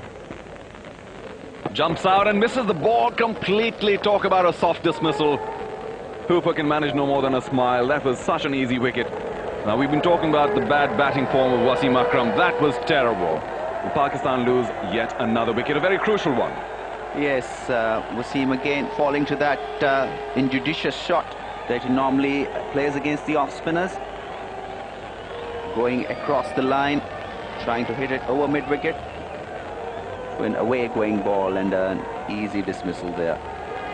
Well, he didn't even bother turning back, did he? Yes, he must be disappointed. So close to getting those 2,000 runs in Test cricket, Wasim, but somehow has been struggling to get them. Now, the find for Pakistan this season, Azhar Mahmood. Let's see what Carl Hooper can do. Well, that was certainly a sort of a jab there. He might get quite a few runs. Didn't seem to be in control. 4. It was cleverly bowled by Hooper, pushing it flatter with a bit of pace in that one. And nicely negotiated in the end by Azhar. Get him a boundary.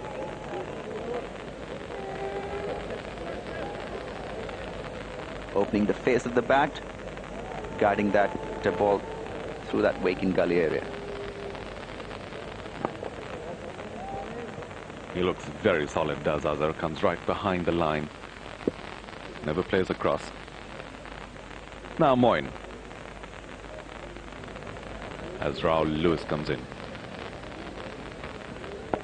Moin Khan plunks his left foot forward and goes for it. That will be 6. What a big strike that was. And that will bring up 222.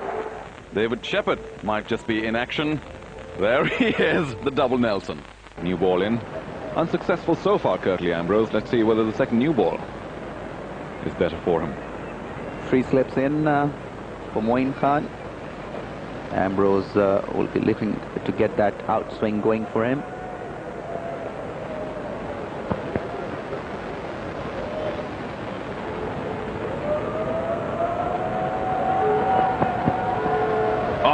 Very, very good delivery. Just a little bit of late swing in there.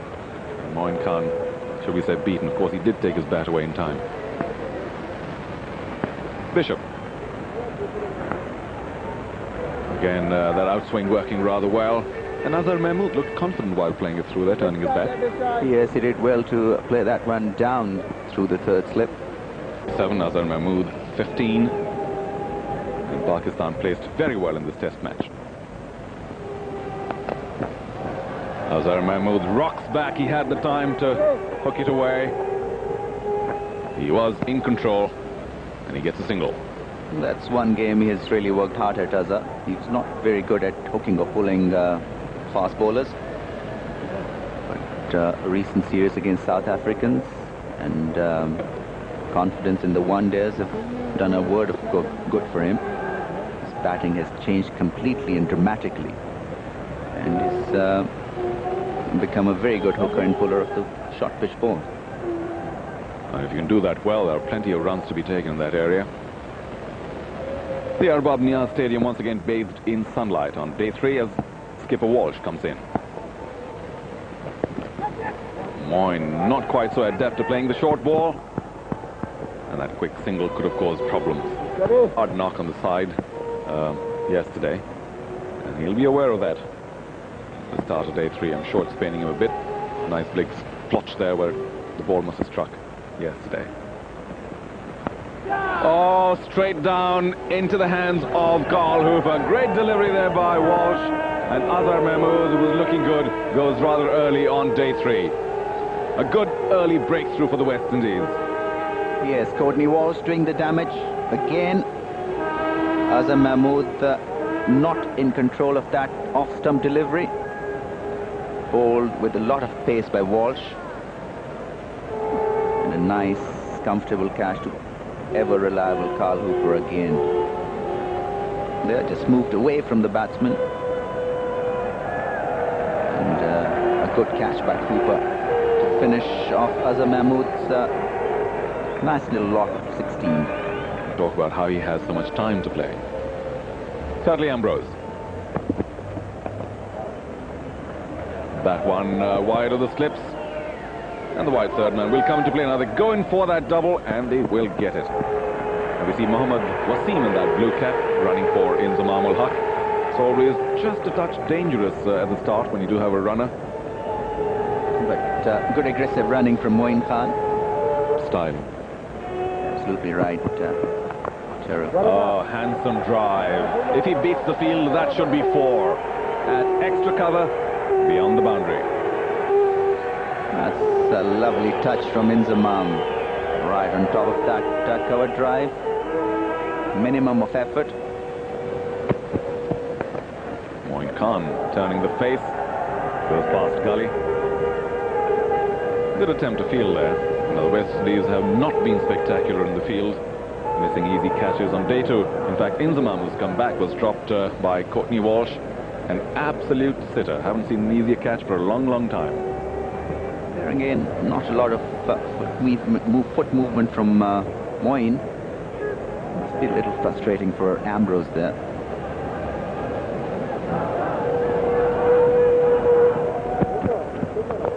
Right behind the line, very well struck. Beats Courtney Walsh, and that will, well, be stopped just short of the boundary. Or did his feet actually touch the rope? Well, he did manage to stop it short. And that is 3 runs. Case of a third umpire, maybe, but Sat Shah convinced that he had stopped it before reaching the boundary. It was an effortless mid-on try from Inzamam. Well, Inzamam may just be credited with 1 more run as we move along. Again, the ball pitched up, wide of mid-off. Inzamam helps himself to yet another boundary. That was a dolly. Yet another. And this time a little wider, but he might get another boundary. The timing wasn't quite so exquisite. The ball slowing down. Oh, and that was good work there. If he managed to bring it in, Shivnarayan Chandrapal, that would be a good 1 run saved. Inzi in full flow. 280 now, 6. Short. Inzamam going for it, gets the edge, and what is this? Brian Lara now dropping a regulation catch at first slip. They probably want to see Inzamam bat on. They've dropped him twice now, first on 5, now on 32. Very, very sloppy. Yes, Lara expecting the ball to travel to him. Must have misread the pace of that ball. And a sitter grasped again. All we can say is the West Indians are definitely fans of Inzamam's batting, allowing him to stay there. That was fairly regulation to first slip.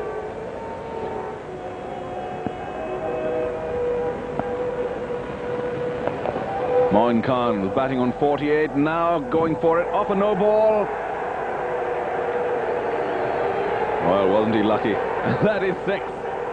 So Moin Khan getting to his 50 in great fashion. The crowd, of course, loving it. What a great innings by the wicket-keeper. Yes, Moin determined as ever. Not 100% behind those short pitch deliveries, but effective way to bring his 50 of a 6. And he's quite delighted with his effort.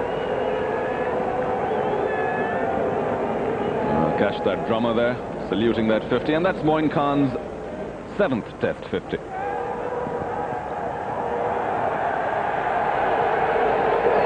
How could you miss those ones?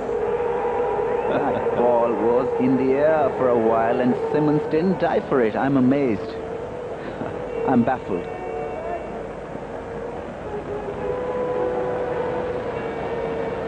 Moin cramped again with the short pitch stuff. And Simmons not making the best of efforts there.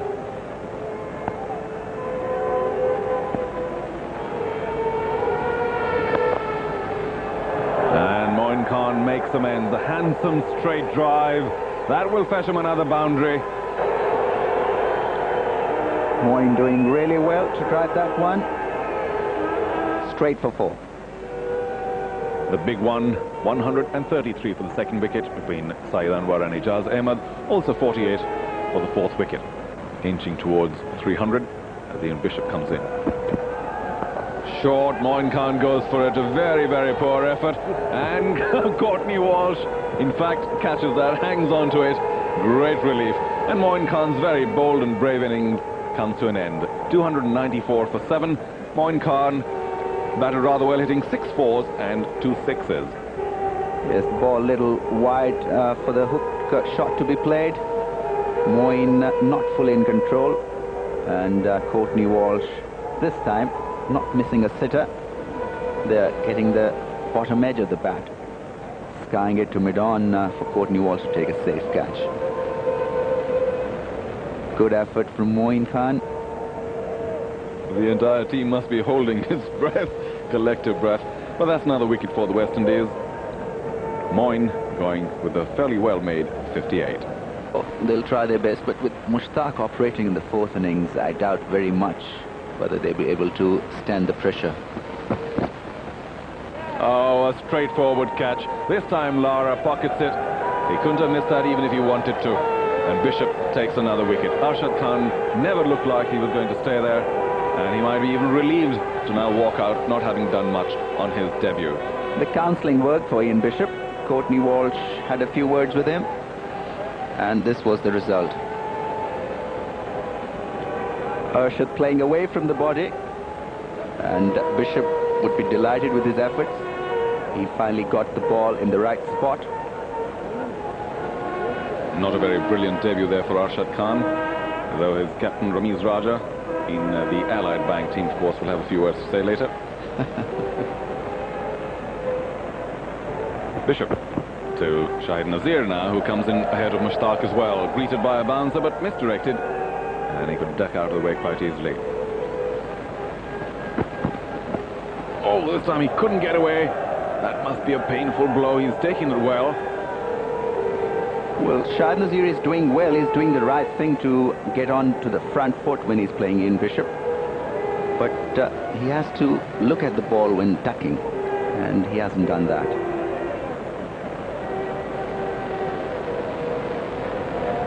Most batsmen fail to do that, so Shahid Nazir will be just hoping to avoid them as best as he can.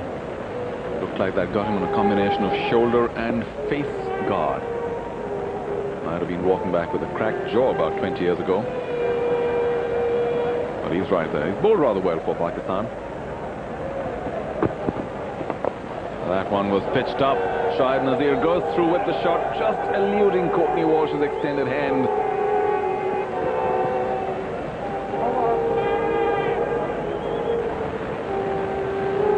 Three wickets already for Ian Bishop. And he has been wayward at times, but when he has bowled well, he has always looked threatening.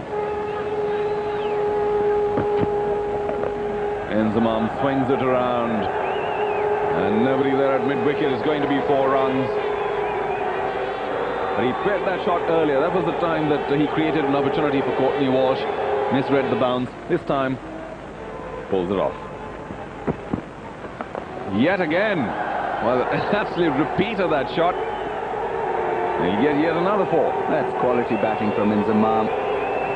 Such a good hooker and puller as well.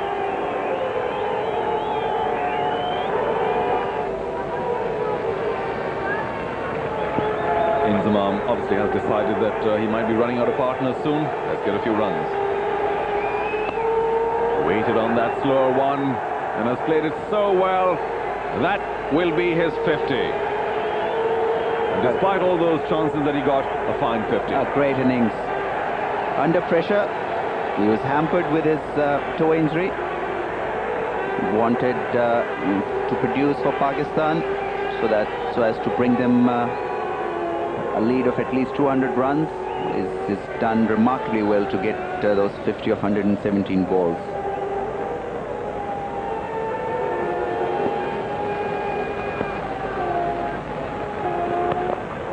Once again, same shot, same result. And Enzamam really, well, he wants to get on with it. He knows time is running out. Shahid Nazir hasn't looked very confident with the bat. And Mushtaq, of course, is also nursing an injury. This one hit with tremendous power in front of the mid-wicket region.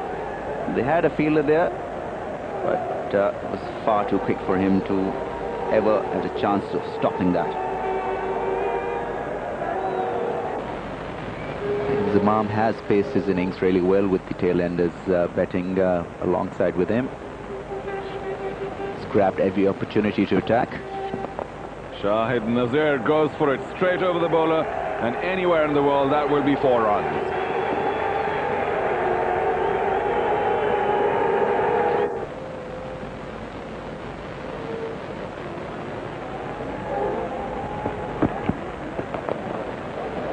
Well, he got hold of that, didn't he? It was just slightly short. He got the right height and went through with the shot. And they will take 3. That could be dangerous, especially when you got a runner on. Inzamam would have been fuming had there been a run out. Of course, it was at Shahid Nazir's end. These are expensive few runs being scored by Shahid Nazir.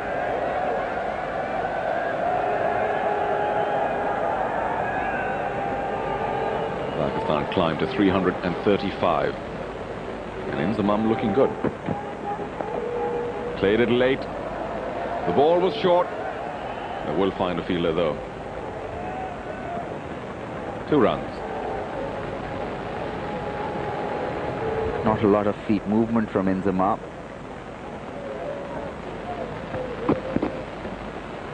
Shahid Nazir swings at it. He does get something or the other on, and that will be 4 runs.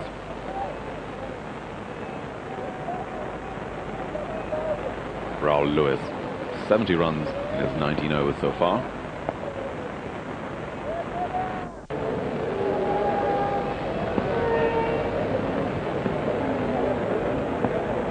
Shahid Nazir has a job to do. Well, that was a strange stroke. It might fetch him 4. Seemed to have caught the ball a little late. It was hit very hard. Yes, he's doing the right thing. He's watching the ball come on to him, not shying away from it.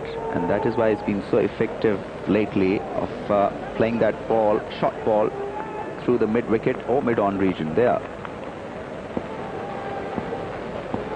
On the front foot, then whack over mid-on for 4.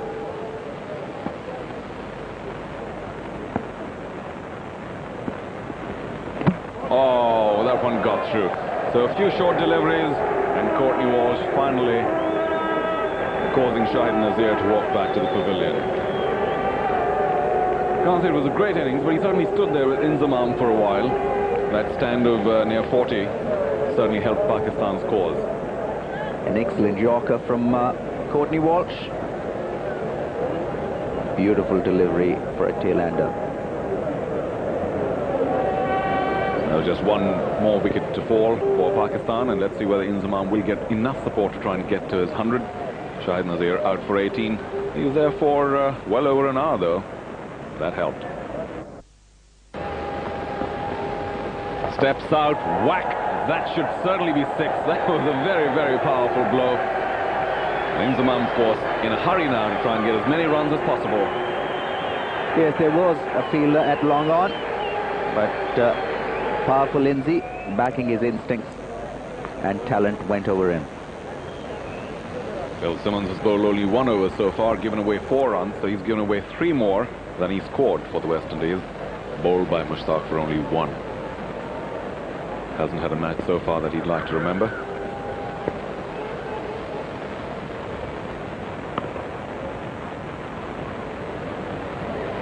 Being brought in perhaps by Courtney Walsh as a last-ditch attempt to try and get rid of Inzamam, induce a false stroke. Yes, that could be a ploy. The wicket doesn't sort of suit his type of bowling. He wants a wicket where he can skip through these medium paces. But Inzi will be looking to go over the top.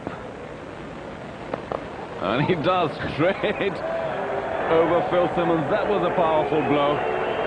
Phil Simmons a little too late in that half-hearted attempt to try and get to the ball. Another boundary for Inzamam. 77 very well made runs. Of course, he had his share of opportunities, chances earlier on. But he stayed firm and then, of course, cut loose a little later. 365, their lead increasing with every delivery. Well, talk about predetermined shots. He was in position almost before Raul Lewis had delivered. Yes, a bit of innovative stuff from Inzamam. But the good thing about this innings has been that he hasn't panicked at all. He's played really well with the supporters, the tail-enders, got them going, and have really done well with the last 3 wickets. Oh. Once again, he jumped out quite injudiciously at that time. They've managed 2 runs. The debutant Lewis will be disappointed. Yet again, this time he connects exactly what he wanted to do in the previous delivery. That is 6. That is shot of the day for me. To get that angle from where Raul Lewis was bowling and to hit it that spot straight back the bowler was a magic shot. Courtney Walsh. Start driving through the covers. No fielder, they wanted to go after it. Eventually, Curtly Ambrose catches it just inside the boundary. So Mushtaq now giving a stand to Inzamam, who could conceivably still get a century.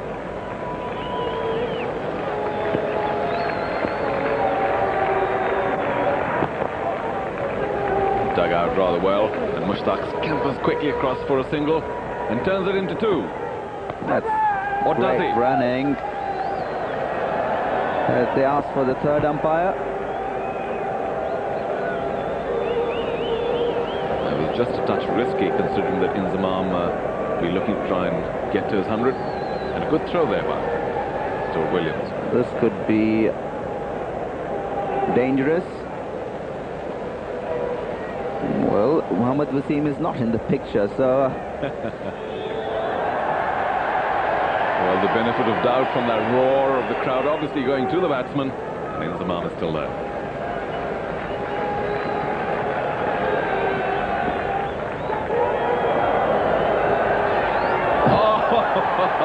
No, the tragedy continues here for the West Indians. And Inzamam went back, pulled, got a top edge, and Phil Simmons, normally a very safe pair of hands, spills another relatively easy chance. He did run back quite a bit for that. Yes, he had to run about 10 paces. Had to stretch, but then, well, grasped it again. Mushtaq has been there for 42 minutes. He's played a very important role for Pakistan to increase their lead and for Inzamam to try and get to his 100. Mush is looking very determined. Oh, a great delivery yet again by Courtney Walsh. Just the right kind of stuff to get rid of the tail-enders, and Mushtaq unable to get down on that ball quickly enough. So the West Indies finally wrapped the Pakistan first innings at 381, a lead of 230. The Pakistani dressing room and their supporters should be reasonably happy with 230. They might have wanted something in excess of 250, but this will have to do it. A great Yorker from Courtney Walsh, rattling the stumps of Mushtaq Ahmed. But Spira thought for Inzamam here, a brilliant knock. He was dropped 3 times, but nevertheless, with an injured toe, he could win the match for Pakistan. So just that big stand at the top second wicket says Star Sports.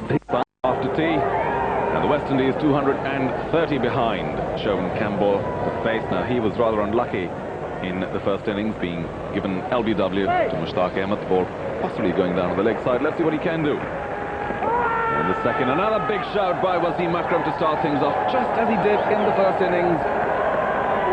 Well, not impressed. The ball was there, pitched within the stumps, but the foot there not in line with the stumps there. It's a good decision by umpire Shepherd. Well, Wasim does look disappointed, but David Shepherd, firm and resolute. Ooh, this time it could have been close. He had gone back to that. There will be a single instead. And look who comes rushing up to the stumps. Amir Sohail keeping for Pakistan. That's a rare sight. Moin Khan injured, courtesy of that bouncer which he took on the body and the shoulder. Now, have you seen him keep earlier, Ramiz? Well, normally it's Mohammad Wasim who does the keeping in case of an emergency, but, well, the first time I'm seeing Amir Sohail padded up in a different position. Well, he hasn't been getting too many runs, so perhaps a little bit of work behind the stumps. Well, Shahid Nazir has got a lovely bowling action. Very young, but he does the basics very right. Bowls close to the stumps, and has this art of swinging the ball away from the right-handers. He's only played 7 matches so far, already has a 5-wicket haul.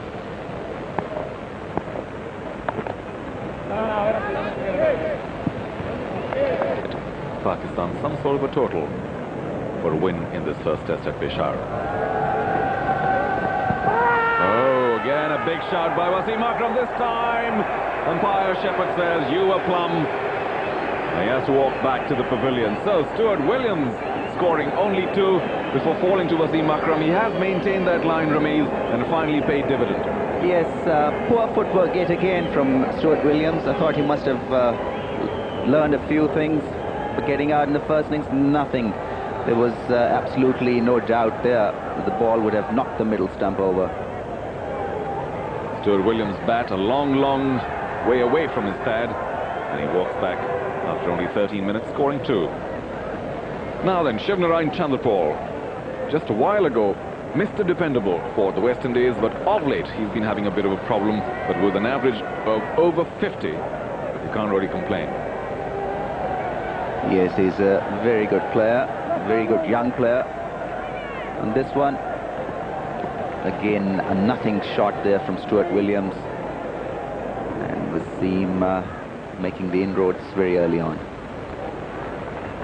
14 for 1, West Indies in their second innings. Chanderpaul comes forward confidently.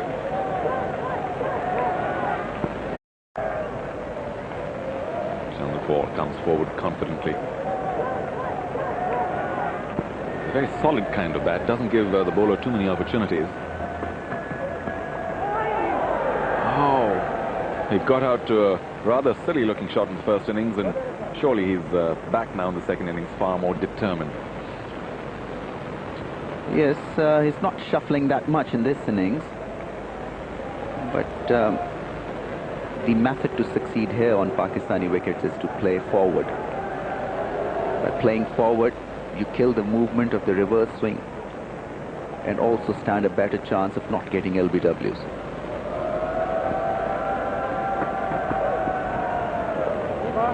Up here, as he shuffles every now and then. Ooh, talk about a wide delivery. No way Amir Sohail was going to get to that. He did get just a touch of the glove. Ooh.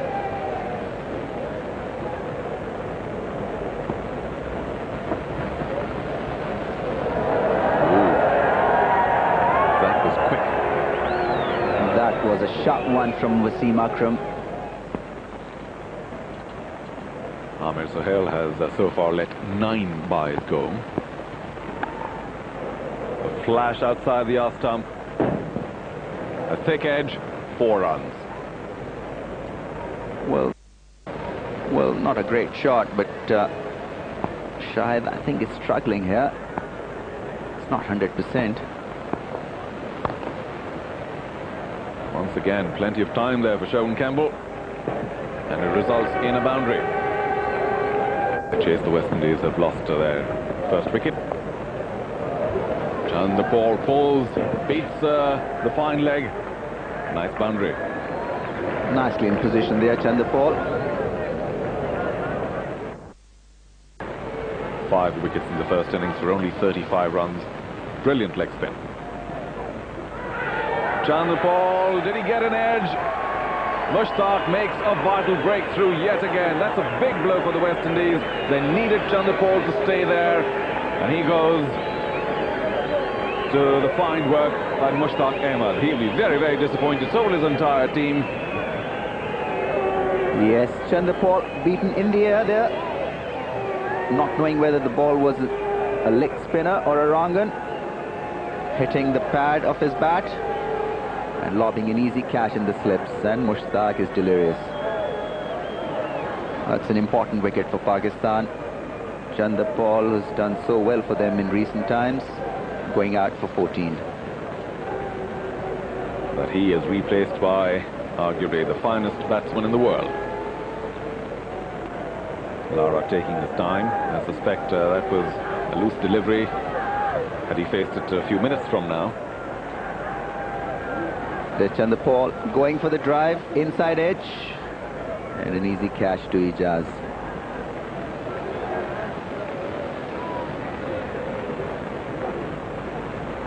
A good looping leg spinner from Mushtaq. Lara unable to time that. And Mushtaq just a touch loose at this point of time. There, the inside edge.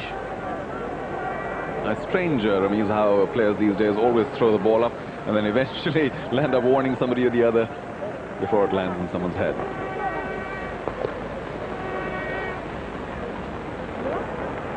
Mushtaq enjoying this little game with Lara.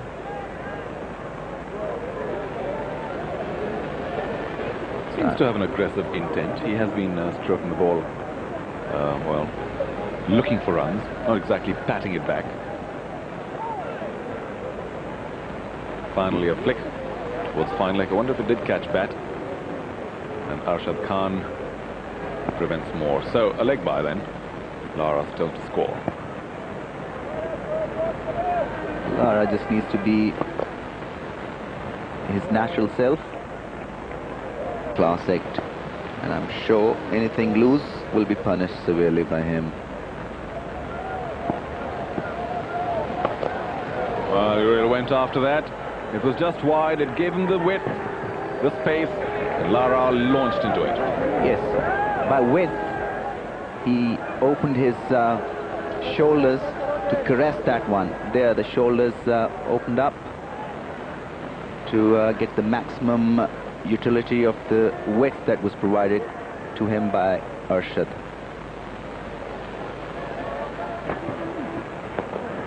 They were almost squeaked through. And Pakistan is still ahead by 169. 2 wickets gone for the West Indies in their second innings. One of them very important indeed. Both actually. Let's not be unfair to Stuart Williams.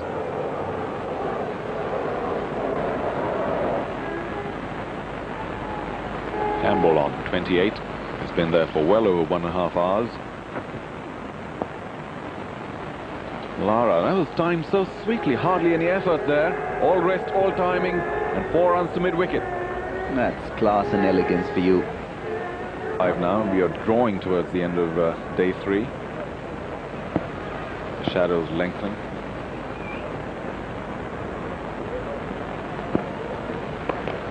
Steps out, little dance, a whack.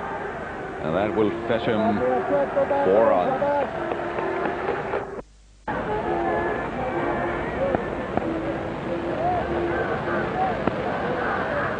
Effortless batting displays.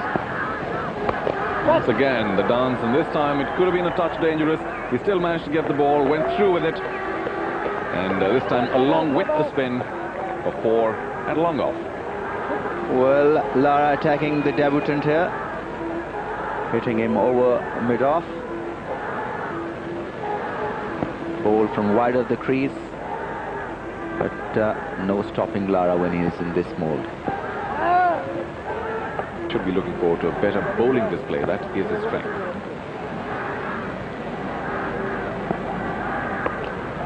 Lara once again. Now he's being very severe on Arshad. When you dance down the wicket and get to the pitch of the ball, no stopping Brian Lara. He's picked his spots up really well, Brian Lara. Twice he's gone over the top towards the long on and mid-wicket region. Once over mid-off. So it's quite at ease playing Arshad. The ball is not spinning that much. And that is why Lara is being aggressive and he's facing Arshad. Bit of advice coming in from Wasim. Change of line suggested, and Arshad duly applying his captain's suggestions and verdict into play. Just one delivery to go. Been hit for 12 already. Now, as we near the end of the day's play, I wonder if Lara and Campbell are just going to get quieter like that and make sure that there's no more damage wicket-wise for the West Indies. Good productive over for the West Indies. Now we can see that the sun occupies only just about a half or a third of the ground, and as soon as that sun goes across over the horizon, we suspect it might be bad light once again. Short, and Lara punishes it into the covers, 4 runs. Oh, bread and butter stuff for Lara. Is an excellent player when in full flow. Makes it look so easy and comfortable. The back left, the wrists, the gaps, they all seem to be just finding the touch when he's in a flow like this. I don't think Mohammad Wasim is going to be very happy fielding there, close in.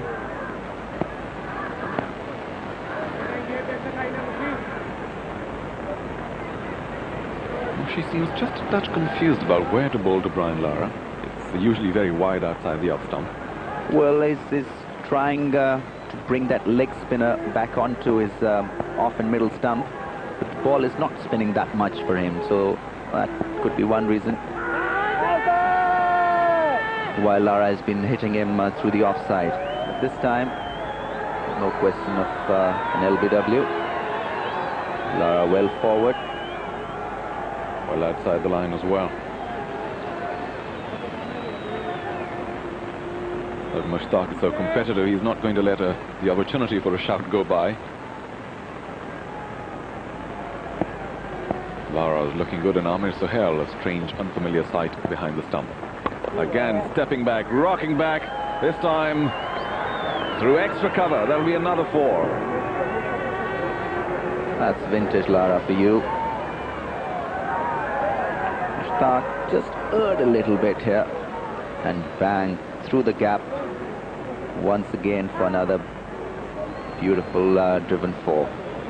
Mohammad Wasim might want to have a chat with his captain, saying, hey, do you want me or you don't?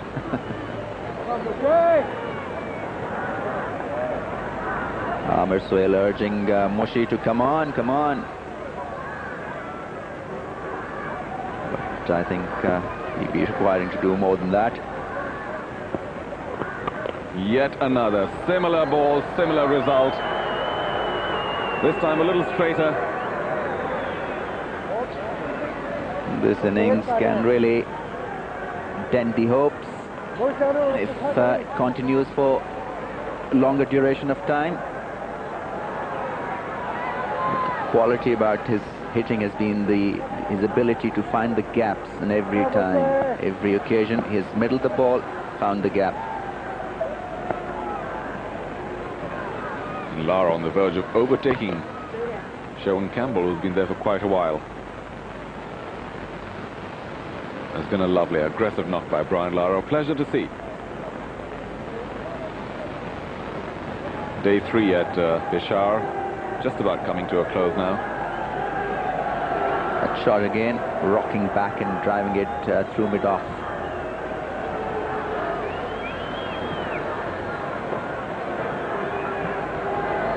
And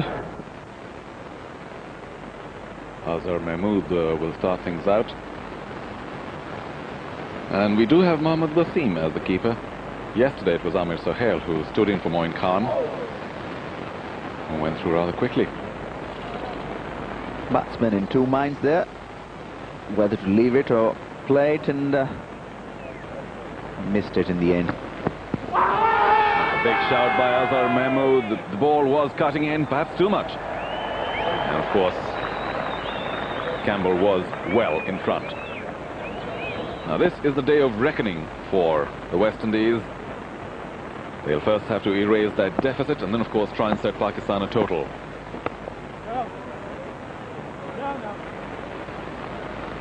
Brian Lara batted belligerently at the end of play yesterday. At the end of day 3, he had 36 runs with 8 fours. That's 32 coming in boundaries. Of course, bad light stopped play, and here they are back again, picking up where they left off. Yes, West Indians looking towards Lara to play out this particular day for them. It will be a very difficult thing to do, but the quality of player that he is, there are chances it might survive. Oh, and the Pakistanis now doing for a change what the West Indians did so well on the field. Drop catches. Mushtaq, the culprit there, and Wasim Akram is, wow, he's glowering, isn't he? Well, he's every right to. That was a sitter and a no ball. But early morning call for Mushtaq.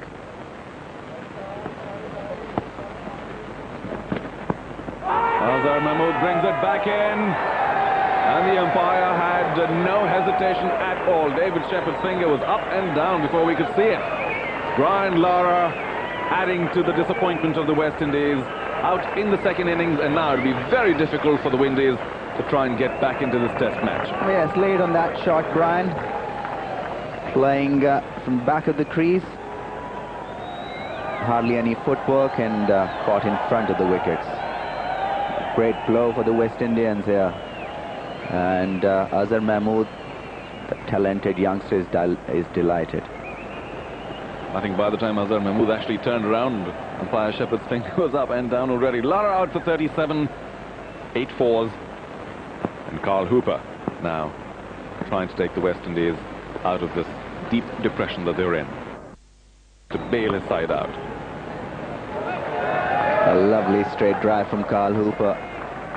He's a treat to watch when he gets that front foot, those balls to be driven through covers.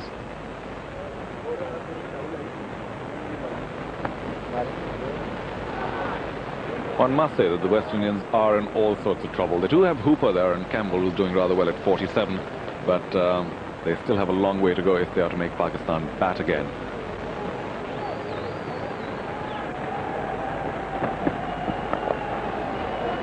Shahid Nazir comes steaming in, and as he showed that he can also bring the ball in. Yes, the ball is getting old, and the reverse swing is working for the Pakistani bowlers. Flash outside the off stump, and he will get away with it, and in fact reaches 50. A great knock from Stuart Campbell. He had to work hard for those runs, but he's delivered under pressure, and that's a good knock to have under your belt. Hooper jumps out, converts it into a full toss, and that will be a big 6. So Mushtaq, of course, having a little problem with his length. Yesterday he had a little bit of a problem with his line against Brian Lara, trying to outthink the great batsman. He has picked up 1 wicket though. That's Hooper's speciality, use of the feet, and he finds the middle of the bat every time he's done that in Pakistan. It's been in wonderful touch, but needs to deliver here.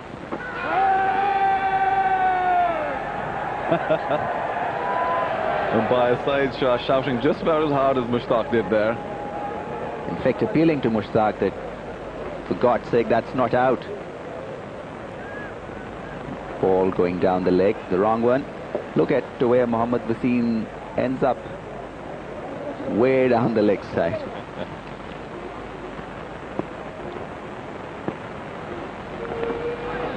Oh, there was certainly an edge.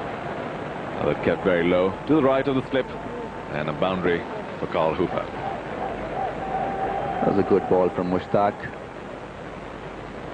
Drawing Hooper for a drive, getting the edge. Wouldn't be a bad idea to have a gully there. Pakistan should be on the attack here. They've got plenty of runs to play with.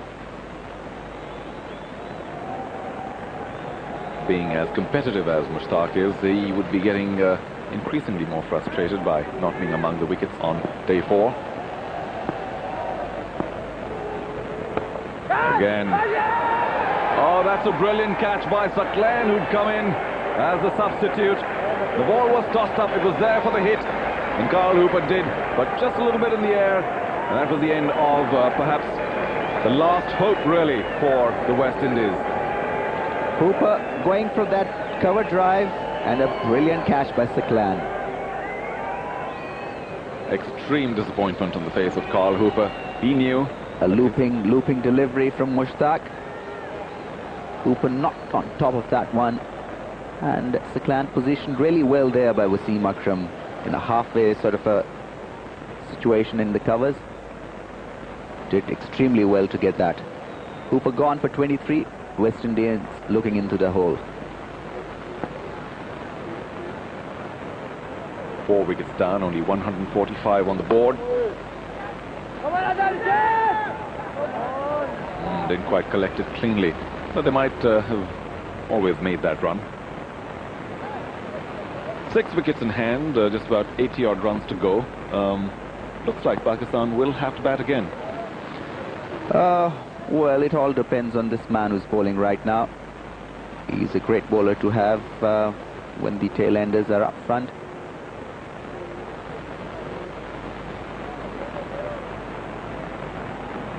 Sherwin Campbell, though, standing firm amid the ruins.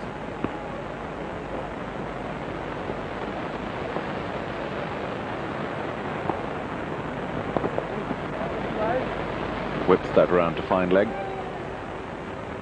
Now, in the first innings, Campbell had been given out to Mushtaq Ahmed on the wrong one that seemed to be going down the leg side, and it looks now that he has forgotten all about that, going on with the process of building a total for his team. It'll be interesting, however, how Simmons plays Mushi. He was all at sea against him, not picking his wrong ones, lashing out at one of them and leaving a yawning gap between bat and pad. Bowled by Mushtaq in the first innings for only 1 big fill. An edge, a leading edge, and yes, it has been caught, this time by the captain himself. Now Phil Simmons' bad run continues, and things are looking desperate now for the West Indies. This time undone by a regular leg spin. Ball of Mushtaq.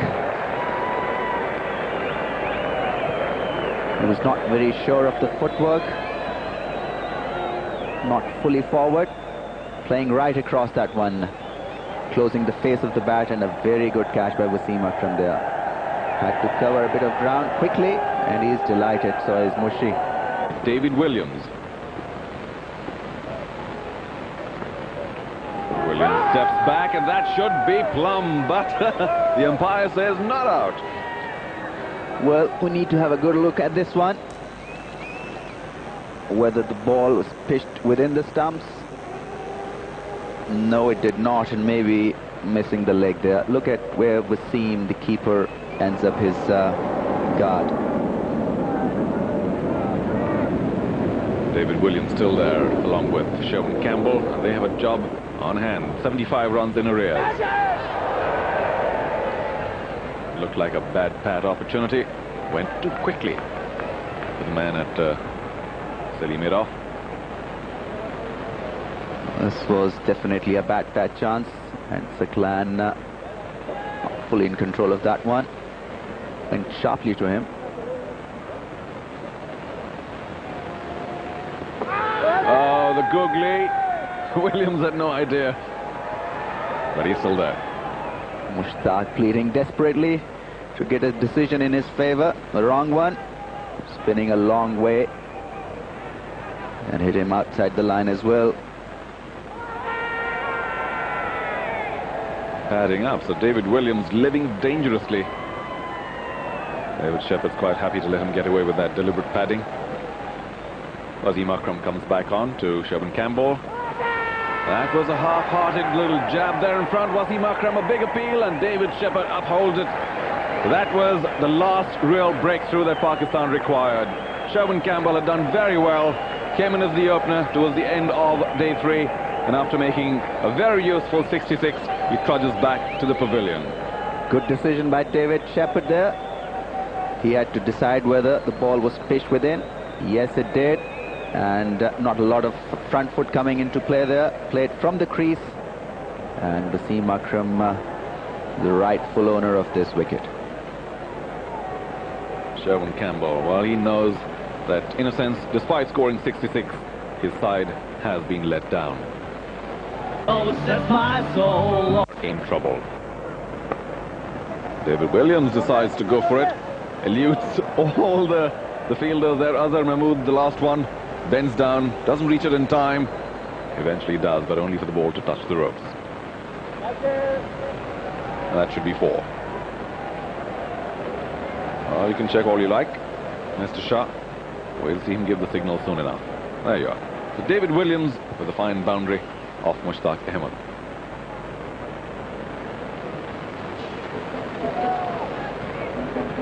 Wasim Akram once again will want the LBW. There was no stroke offered. Pretty straightforward stuff for Wasim Akram there.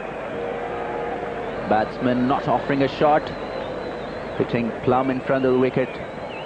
Raul Lewis disappointed. Poor cricket from the West Indies, but nevertheless that leaves Wasim Akram with a hat-trick chance. Got 2 wickets and 2 balls, and now will be looking to get the ultimate honour under his belt. Bishop plays that one straight down and denies Wasim Akram the hat-trick. Now both Bishop and Curly Ambrose had played rather well in the first innings. Got 50 runs between them. And can they bail the West Indians out in the second innings? Well, an attempt is certainly being made. Bishop hooks and gets 4. Nicely in control of that one.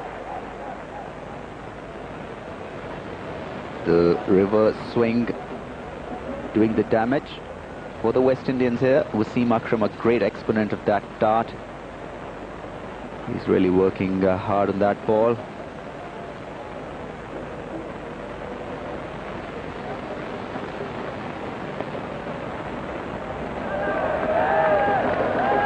Saqlain after that. Nice little stroke by Ian Bishop. Firm push, and Williams runs across quickly for 3. That was good running. That was nicely timed square of the wicket by Bishop, opening the face of the bat. Saqlain giving it the chase, with batsman in safely for 3 runs.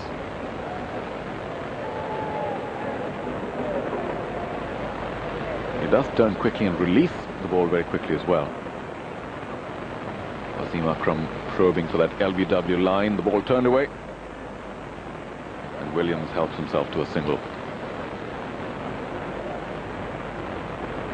The West Indians inching along, trying to erase that deficit of 230, and though there's still a bit of the way to go.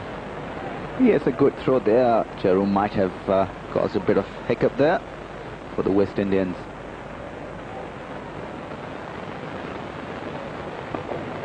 Fuller length, and the big 6'4" Ian Bishop just about digs it out.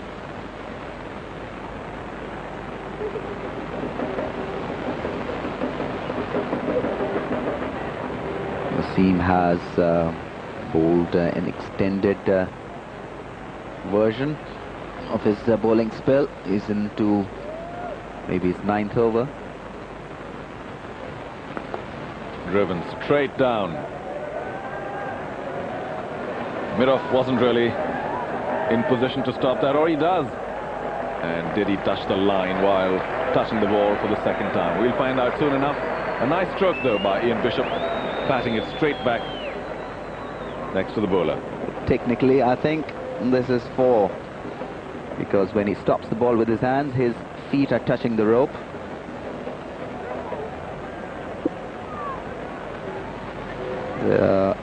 Makes a good stop, but touch and go. Bishop once again pulling, wasn't quite in position. There's the man Ijaz Ahmed there at mid-wicket, and they get 2. So Bishop doing what he did in the first innings. They were ready to strike the ball. Mushtaq here, to test Williams. That looks like a bat and pad, a very clean attempt, this time picked up. And Mushtaq Ahmed once again breaking through. David Williams never really knew very much about Mushtaq, and finally succumbing. Yes, pushed flatter trajectory, and it had a bit of spin on it as well. The bat pad decision, a good one by umpire Syed Shah there this time. Nicely taken by Ijaz. West Indians now in deep, deep trouble. Match could be finished today. David Williams out for 20. 35 runs still to go for Pakistan to bat again. Well, Curtly Ambrose was all set to go after it, but even with his reach, he wouldn't have been able to get to that ball.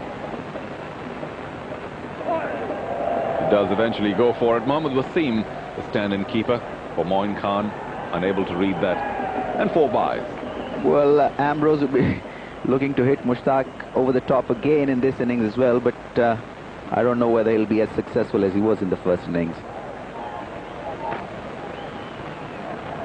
Leg bars there behind square. And as Azhar Mahmood picks it up, that will be the 200 for the West Indies in the second innings. 30 still to go to make Pakistan come out again. Ambrose jumps out, is nowhere near the ball. A great wrong on by Mushtaq Ahmed. A perfect out for a leggy. And Curtly Ambrose walking back to the pavilion. He really didn't seem very committed to try and stay there and get past that little deficit they still have. Also, it was cleverly bowled by Mushtaq. He knew that he'd go after him. And a wrong one, right ball to bowl to a tail-ender, especially to a left-hander. And that is out. Also full marks to Mohammad Wasim. He is the stand-in keeper. It takes a bit to collect and break the stumps. He did all of that quite easily. Curtly Ambrose down the wicket even before the ball is bowled to him.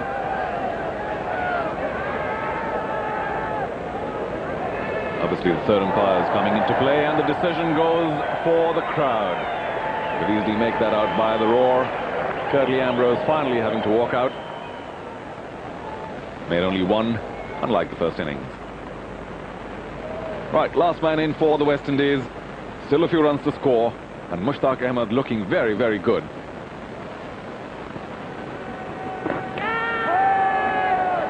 Another chance of a stumping.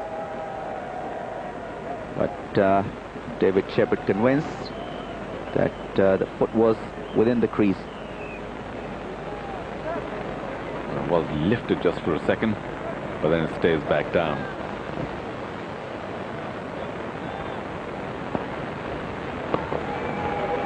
Walsh this time goes for it, connects very well.